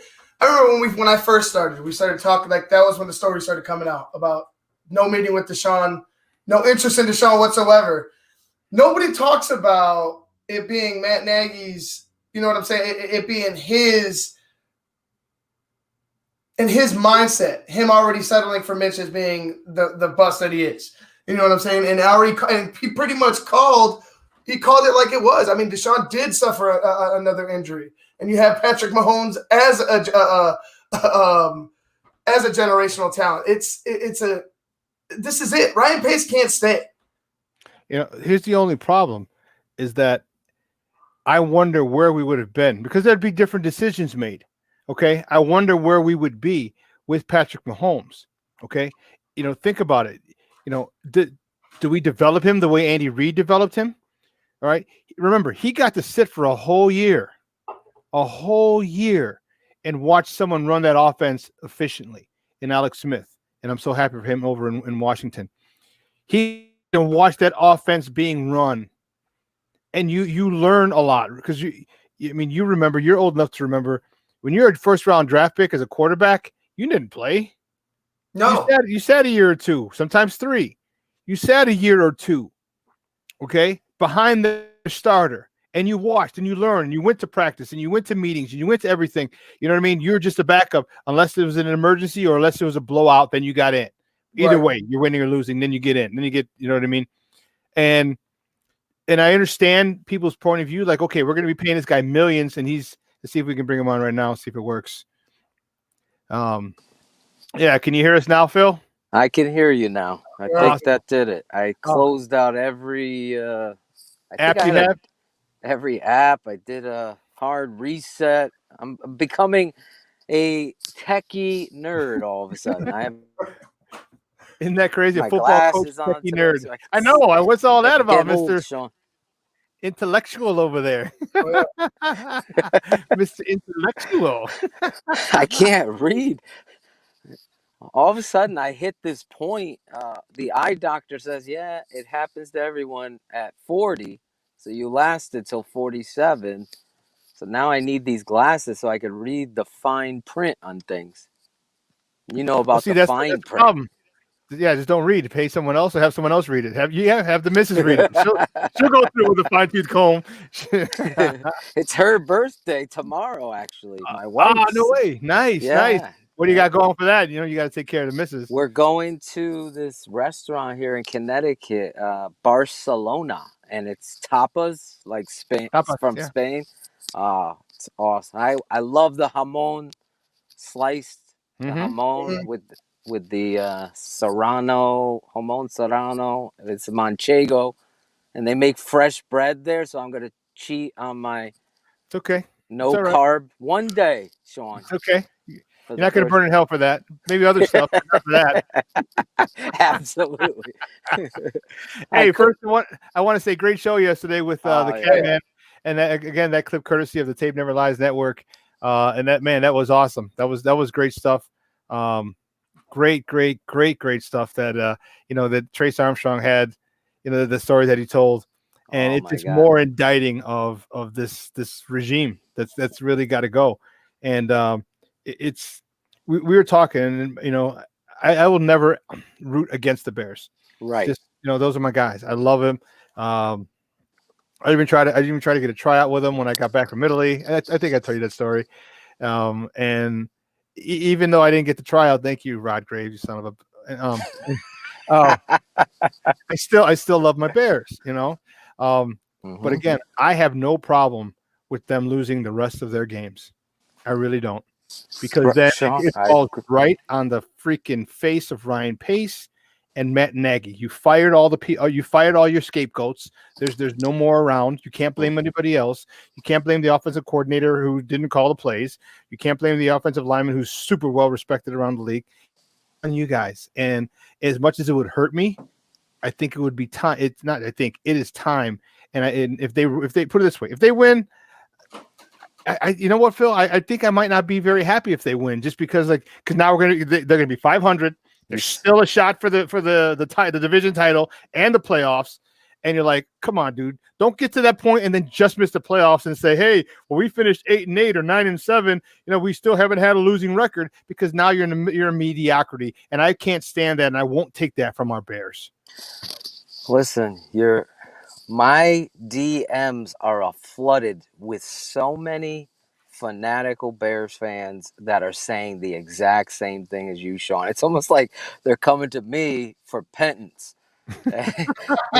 Is it okay that I root against the Bears? And I get it. I honestly do. You know why?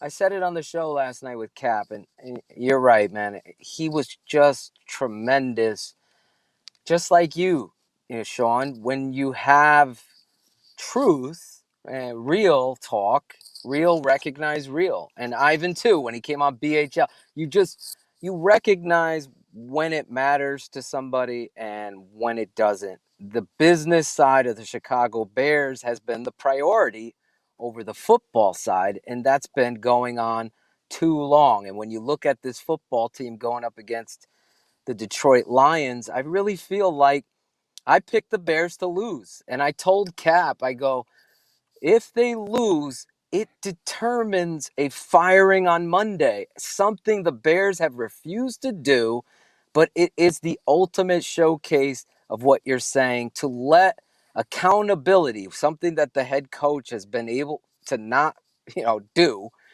That speech he gave was so rehearsed, Shawn. Oh, that was crap. It was so... Oh my God! Take an acting class, dude, please. Exactly. Before you do something like that. It was almost so. What do you call it? Staged, but to the extent where you're talking down to us, like we pandering. You're pandering. Condescending. We know who you are. We know who you are. You've never been that guy. For you to come all out like that, I could tell Ted Phillips and George, they all had their meeting with Ryan. This is out of control. They have the meetings after they lose to Green Bay. We'll find out about that after this. The Adam Johns will write about it. The secret meeting after the Green Bay game. All this shit. The reality is the proof is in the tape. The tape never lies. And I was saying, Allen Robinson and his effort on that play that I put up on the tape this week was just the identity of this football team, the culture, that the locker room and all that bullshit. Yeah. You know what I'm saying? Showcased itself right there. Shawn, you're a professional athlete. You're playing against a rival. Maybe it doesn't matter to you, but it matters to everybody that's put on the Bears hoodie, the Bears t-shirt, the sneakers they bought, the video games they play, whatever it is. Fat heads that are on their wall. Exactly. Now you're going to turn around and ask people to vote for you to the Pro Bowl? Are you kidding me? You wouldn't even block for David Montgomery on this play against the dreaded rival. If you can't tap into yourself to give 100% for 60 minutes, it's like you and I. We go 100 miles an hour to do this job, to analyze, to do the things. I can't go half-ass. So to be a professional and do that, I don't know. You got a lot of, looking in the mirror to do. And then the social media stuff from the receivers. I mean, that shit kills. I thought Cap was right on the money there. Javon Wims, goodbye. Monday morning, after you're tweeting and liking these quarter receivers go to die, who are you? Nothing but a fighter, a fraud. I mean, the culture is lost. The team, forget about it. Look at the effort the team put forth. You're relying so much on your defense. I know I'm jumping around, but I feel like I had that conspiracy with my father after the game on BHL. Like, the defense was like, enough is enough with this clown. And they just laid down. Yeah, I think they might have sent a message to Nagy, like, look, we're tired of this, dude. We're of carrying your jock. You're the guy who's brought in here to fix this offense. We're tired of 3-and-outs. We're tired of not having any rest. We're tired of going on a field. We're tired of short fields that you give us. We're tired of this. And you know what? When he came out at the defense, it really bugged me. You know what? If you couldn't do, you can't do that to your offense, dude. You jag up a wet dream, dude. That's exactly what he does. He screws up a wet dream. And this is the team this is the part of the team that's been so good to you and kept you, where There's you're a at. reason for your record. Yeah, exactly. For you not being under 500, and then you're going to go after him. Kenneth Davis was on before, and he put my he boy. was like, I missed that yep, dude. the former running back for the Bills. He was like, he goes, that's like, having your brother, protect you from all the bullies at school, and then you go home and pick a fight with him. Exactly. It's like, why would you do that? I text you. It's the guy who keeps you good, and it just. I think the defense is and there's so many articles here in this week, and the players are saying this bullshit. They're just lying. They're like, oh no, we didn't take offense to it. No, you did, because if you're an athlete, you're a competitor, you take offense to it. What would your thoughts on first of all on him going after the defense? Give me your thoughts on him saying and going after him, and then secondly, do you think this defense will come out this week? It's Detroit. They got no head coach. I know Darrell Bevel's like the interim, but does this defense come back out this week and be themselves, or do they say, you know what, bump this? I'm taking the rest of the season off. I'm making a business decision. I think that the first part of this, Matt Nagy going out there and speaking on a defense that essentially has kept his record to what it was and identified him, let's be honest, as that rookie coach or the coach of the year, his first year in, all of the stuff that has got you to where you were in regards to respected in the league has been about the defense, not about what you came here to do and clean up the offense, be the guru, call QB genius, all these titles, these false claims, this paper champ at coach. I've been saying this for years and calling him out. Exactly. Remember when I'm not an idiot. I know. This is the guy that refused to run the ball, to get closer, to make a kick. This is the guy that has put his team in harm's way situationally all the time. This is the guy that fakes a punt and calls a timeout after it. You're not even prepared. Why are you faking the punt? You didn't even believe in it. That's all that shows me. It wasn't going to work in your mind. Exactly. He's so far in his playbook, he's not a head coach. And that's where I hate, I'm not trying to pat myself on the back, but at the same time, I've stood on that pedestal.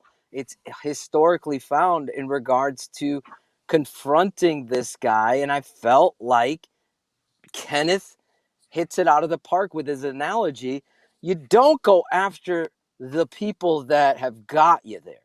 You go after the person who's not holding up the end of their bargain or the agreement, and that's yourself and your offense and the performance. Why does it take you this long? And it still happens, Shawn. It still happens with him not understanding David Montgomery and the rhythm.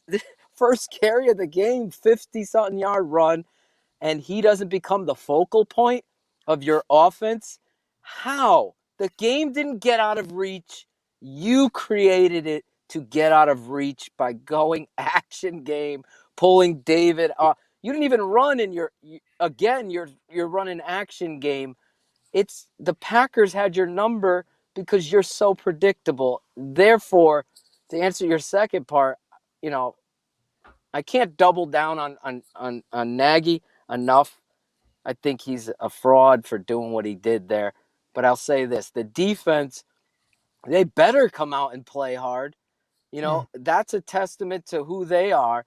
And I think Chuck Pagano, how you motivate these guys against Detroit. Detroit, I picked them to win, Shawn, because it's not in my heart to watch the tape and see that kind of effort throughout this team and think that that's going to 180 in a week's time. And with all this social media stuff, with the receivers and the finger pointing and Mitch Trubisky feeling hurt based on what Nagy's done, Nagy feeling hurt, giving over the play call. It's a soap opera that's going on behind the scenes. You're 100% right that those guys on the defenses, I got friends that are in that locker room. I know what is going on a little bit. No one wants to say anything, but I kind of get that you read through the lines. Oh yeah. There is a influx of separation and an anxiety of what is going on, and the job is not safe. And if that's the case and players want change, you saw it against the Packers. You can't get up for your rival. I don't know what you're doing as a coach. And people can laugh at that, but the reality is, at the end of the day, something special happens for fans when it comes to Green Bay versus Chicago.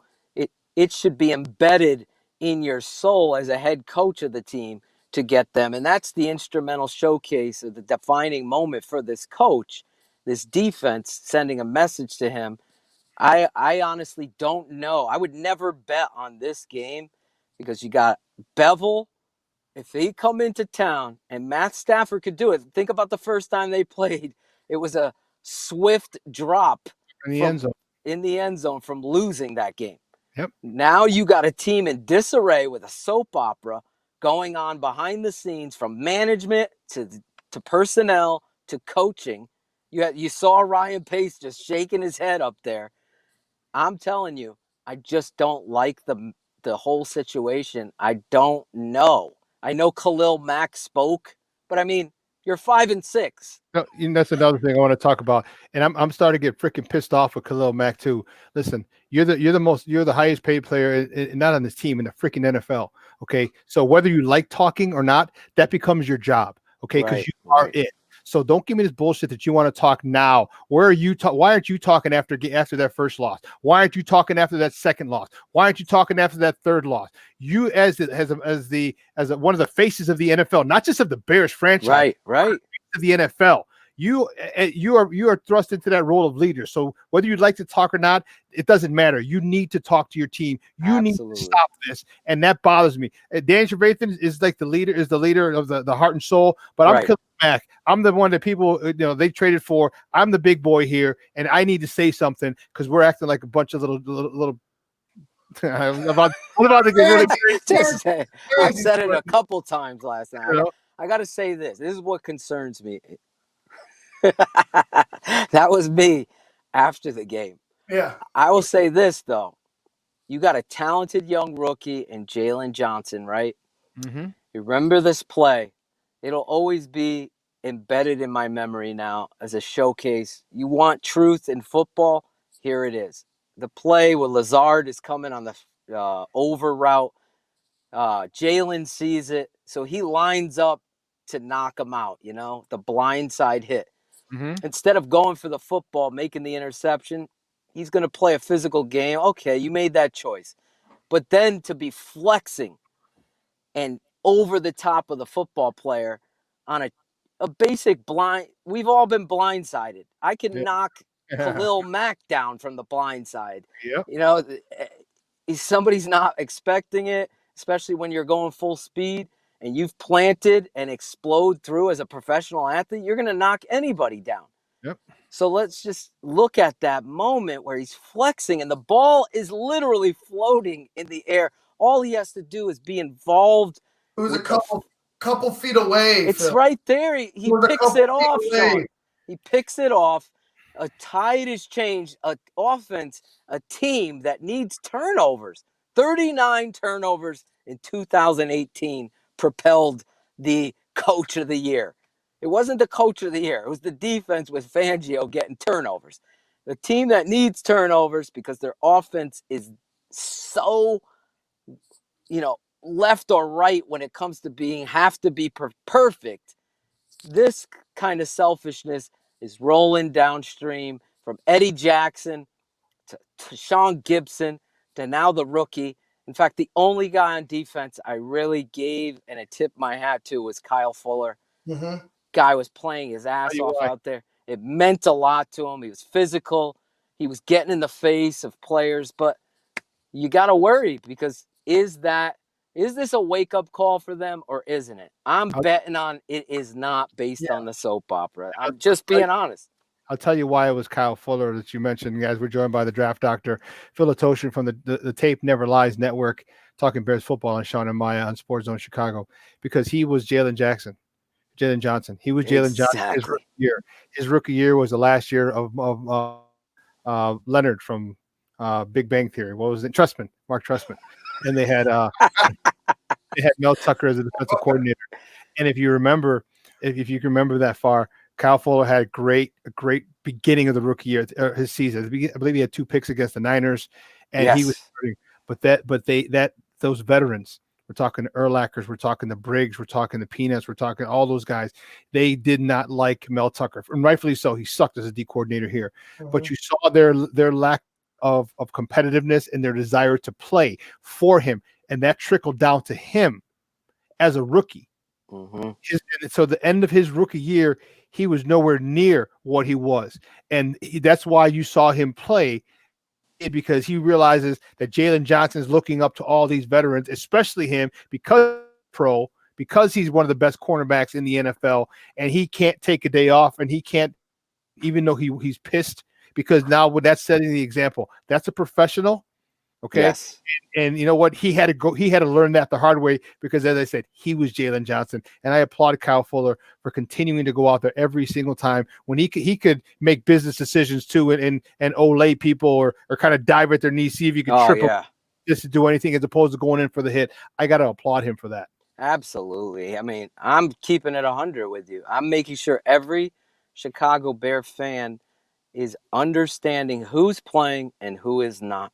And it's important to recognize that on a professional level, because you could say all you want about culture and he's got a great locker room. That stuff does not matter. It's what you do on the football field that matters. Do you have pride? Do you play with heart and aggression and passion for the game? I looked at that whole tape, and Kyle Fuller was out there, and you're right. My concern, I said it to Cap last night. Cap called out. Cap was freaking phenomenal. If you haven't seen the interview, go over to the Tape Never Lies on YouTube Network, on YouTube. Check that out. He doubled down on Eddie Jackson. I know your boy Ivan, you've been all over it too. Shawn, you as well, me, all talking about Eddie. Here's the highest paid safety. Forget about Khalil Mack. I'll say this. Khalil plays with passion and pride. I'm never going to deny that. I've rarely ever see him loafing or lost or confused. He's taking on doubles and triples. It's not a dog collared. It's exactly. He's getting tackled. This isn't a story that I'm selling smoke at the smoke shop. Eddie Jackson, you are making business decisions. You look like Deion Sanders on a one-on-one with Walter Payton. You don't want none of that. I see it all the time with him on the tape. He needs to be better, and that's my concern, because he is such a big personality in that locker room that someone like Jalen Johnson has a crossroads. Is it Kyle Fuller that I'm going to follow, or is it these cool guys that are on Instagram and sharing all their shit? That is a real serious issue in today's NFL. It's the social media side. It's to be and look cool. Let me play video games with Tariq Cohen and not get in my fucking playbook. That kind of stuff just bothers me. So as talented, as well as Jalen has played this year, I worry about the leaders on the back end in the secondary being a bad influence, and the coach not calling it out, like with Javon Wims, a guy that should have been just cut. He should have been sent the message. Instead, you're playing around and you're being friends and you're trying to act, and it's so bad, Shawn. It's so bad. This coach, he should have been fired last week on Monday. I know I hate this. Well, the Bears have never done it.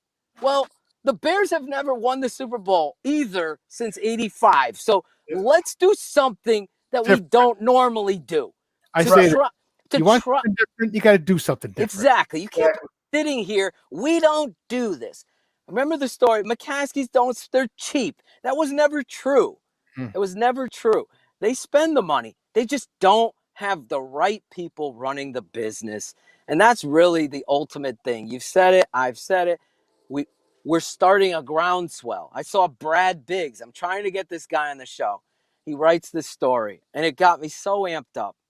Well, he's defending the hiring of Ernie Accorsi, and would it be different if they had a real football czar? Yeah, it would, Brad. Yeah, it would, because a real football guy is going to find real football answers. We're not going to take the corporate world and worry about, the big pharmaceutical company that's buying up all these big seats and boxes. We're going to be worried about football decisions and let all that shit take care of itself. Because at the end of the day, money's going to be made by the Chicago Bears. They're worth $4 billion. $4 billion, maybe more if it's on the market. So they're not worried about that. Let's worry about making football corrections, because let's say this, you win in Chicago, you're going to triple your money. So start putting an emphasis on the business. Oh, by the way, Shawn, did you know that the Chicago Bears are a football team and a football organization, and football is secondary to business? That's the problem. And until that changes, like if they lose to Detroit, fire him, the coach, on Monday. Phil. Deal with Pace later. Fire the coach on Monday. Go ahead. I'm sorry. No, you're good. Trust me, we love it. Trust me, you're saying exactly what's on our hearts and minds. But I wanted to point out, and Shane said it perfectly. He's like, they keep talking about this culture shit, and that's the last thing you start talking about when you have a shitty team and you're on, you're on. Yes.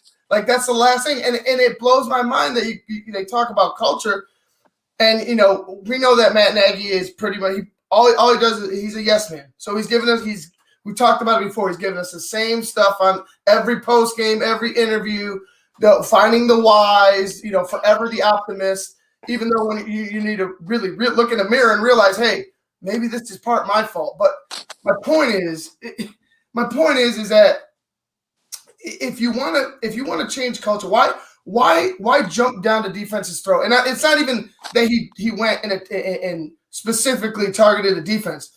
I think you should have did this shit a long time ago with the whole team. You're bringing the team together so you don't have so you don't have these cliques. You don't have the secondary being the cool kids are like referred to it as. Yeah. You don't have these fractures in the locker room, and you bring everybody in. Shawn, we had Shawn drop. We bring everybody in, and you make it a unit. You make it a unit at that point. Because at the time they were slipping, what was it, 2-3 games in? That's when you start getting in people's ass. Yeah, that's you should have been in people's ass the second game you lost, because to be honest with you, it's been happening since then. The writing was on the wall. So for me, I don't know how you feel. I felt like this should have been done. Maybe at the Colts loss, maybe that loss should have been the point where Matt Nagy flipped this switch, where now all of a sudden he's the tough guy. Yeah, here's the thing. As a head coach, I learned a long time ago, you can't hold some people accountable. You have to hold everybody accountable. And when I found out through my partner Shane, who discovered it on some interview with Matt Nagy admitting that he's never put the group, the team, up at the football board and held anybody accountable, and that some of the players, when he finally did it, were like refreshed and went to him and were like, thank you, coach. We need more of this. And to this rocket scientist, I mean, that's football 101.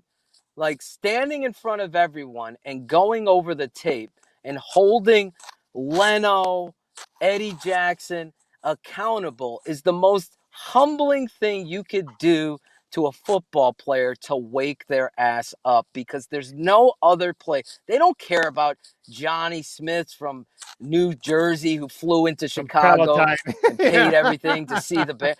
They care about their peers.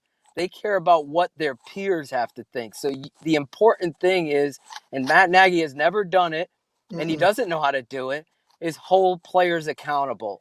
The performances that I've seen on tape remind me of JV football. Just absolutely no fundamentals.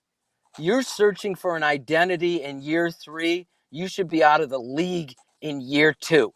You can't make this up. This is a guy that made a culture of selfishness. And I'll say this before I have to go, because I'm on a new schedule here, Shawn. I'll say this. When you say be you in a team sport, you're not talking about you as a group. You're talking about you as your person. You've given your lifeline to them as people. No, That's the wrong. You have to be together. You have to work together. It's the ultimate team sport. So you hold Khalil Mack's ass to the fire just like you would hold the lowest guy, J.P. Holtz, is his ass to the fire. The same way. And you know what? Khalil is going to love that and respect that. And the culture is going to be groomed in a way where the team becomes first. Nobody is above the team. And when you do BU, everybody's above the team, including you. Yes. And that's where the confusion is, because now, Shawn, after 3 years, you're turning around and confronting a defense that has basically carried you for 3 seasons. How's that going to sit with anybody in privacy of their groups, or they're playing video games? They're like, F coach. I mean, what the? I've been around. I remember Brian Robinson. Remember? He blocked the Walter Payton game. 1999. He passed away. I went out to dinner with him, Mike Brown, Tony Parrish, and a bunch 37. of these guys. Remember him? Yeah. So I'm there. I'm sitting there. I'm listening to them talk. And they're people just like you. They're fans. Yeah, they understand it. They understand that this quarterback isn't good and this one should be playing. Everybody knows the gossip. Everybody knows the situations, and they keep it 100. If you can't, as a coach, keep it 100, then you're lost at sea. You're like Gilligan and the skipper. That's really what we got here. And I need someone to make me a Photoshop of Nagy, Pace, and Ted Phillips as the Gilligan's Island crew. Yeah. Oh my God, we need that in our lives, because hey, Phil, we need a lot. Was that quarterback conversation Shane Matthews or Jim Miller? Yeah, it was actually. It was. Everybody was like, "I'll keep it on. We got to get Jim in the game." No offense to Shane. They were keeping it 100 with me, and I listen. I've been around this game. It's the greatest game in the world, no doubt. No doubt at all. When your team is losing like this in an embarrassment, you know the McCaskies hate losing to Green Bay. If there's any tonic or penicillin for the coaching situation, it happened. Now, if you lose to Detroit, I'm telling you, you got to be different. Our voices matter, Ivan. Shawn, you're a big-time person in the Chicago area. You got people you know in the organization, in and around this team. Something's got to change, or else you're going to just continuously be the punchline of a comedic joke. And really, it shouldn't be that way. It deserves to be better. It's not just because you're the charter franchise. It's because you're the reason there is an NFL. And that's the reality of the truth. I love you guys. Hey, Phil, great stuff, Papa, man. I appreciate it. Thank you for coming on. And I appreciate you working with us with your new schedule, man. I appreciate it. Hope you got to eat your tie. I'm going to eat my tie now. I got my bag here. Look, I tell you, I love you guys. I put things on hold. I'll microwave it up if it's not hot. But usually tie stays good. Yeah. Hey, I appreciate it, buddy. We'll be in touch soon, man. I'll keep you updated. All right? All right. All right, Papa. God Thanks. Bless you guys. Thanks, all right Phil. now. Guys, that was the draft doctor himself, Phil Ottochian, from the Tape Never Lies Network. And you know what? I love talking with him because it's, it's real. I love talking football with football people. I love that was funny. I love talking football with football people because it's a different conversation. It's not fanboy. It's not blog boy. It's not, it's not what's the hot take? What can I say to get clicks? It's real. We played this game and we've been around this game for a long time. I've had 45 seasons under my belt, 30 as a player, 15 as a coach.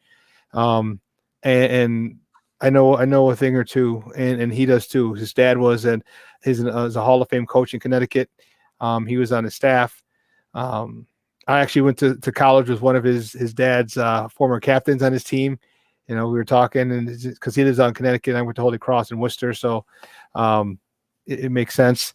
But I love his honesty, and that's the one thing that we don't get a lot with the Bears is honesty, because the lot needs to happen, and a lot has not happened, and unfortunately is what runs this team. And if you want, he said it, and I've said it. Give me a football person making football decisions. And and we'll start from there, and then watch how the thing changes, because he's going to get a general manager who was probably a player, or if it is a general manager, he's going to get a head coach who's. And we saw that, Shawn. Like, look at John Lynch. Like, look what John Lynch has done. You know what I'm saying? Look like, well, they lost the Super Bowl, so he can't be horrible. But are you like, even with the injuries that they've sustained this year? I trust me, there's more upside with the 49ers than there is the Chicago Bears right now. Yep. Even if you make a decision on Garoppolo or not, you still have the foundation to be successful. For me, like the Bears foundation is there, but it's really getting weathered because, look at the defense. We know the defense is the foundation, but if you can't for multiple years sustain some type of success on offense, what good are they? So, well, listen, 3 hours is come and gone, man. What a great show. I want to thank my guest, Casey Boguslaw from FutureSox.com. I want to thank my guest, the draft doctor himself, Phil Ottochian from the Tape Never Lies Network. Of course, I want to thank Joseph Phillips for coming on, for Kenneth Davis, and also my guy here, my Puerto Rican Swiss Army knife, Ivan Vargas. All you guys made it a great show. It was really fun. Fun on Friday. It's a beautiful weekend here in the city. Make sure you go enjoy it. So what we're going to do is we're going to take a 69-hour break, and I'm actually leery as to what's going to happen in this Bear game. I'm leery because I think the Lions might come out and say, hey, first of all, whoever's calling the plays is going to be like, look, we're not running man. Mitch can't read zone, so we're going to run zone, and that's going to screw up everything else. So.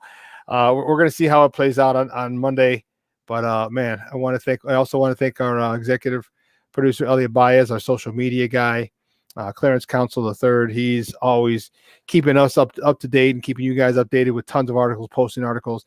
Remember, if you haven't downloaded the app, please download the app. SportsZone Chicago, YouTube, Amazon, Google Play, not YouTube, Google Play, iTunes, or Amazon is where you get those apps. You can get that app and download it. It's with you on the go. So for my lovely co-host and everyone else I mentioned, my boy Ivan Vargas. Hey, look, I'm a Bears fan. I'm a root for the Bears, but if they lose, I won't be too upset. Guys, I'm your boy, the Superback Shawn Sierra. We'll see you in 69 hours. We out.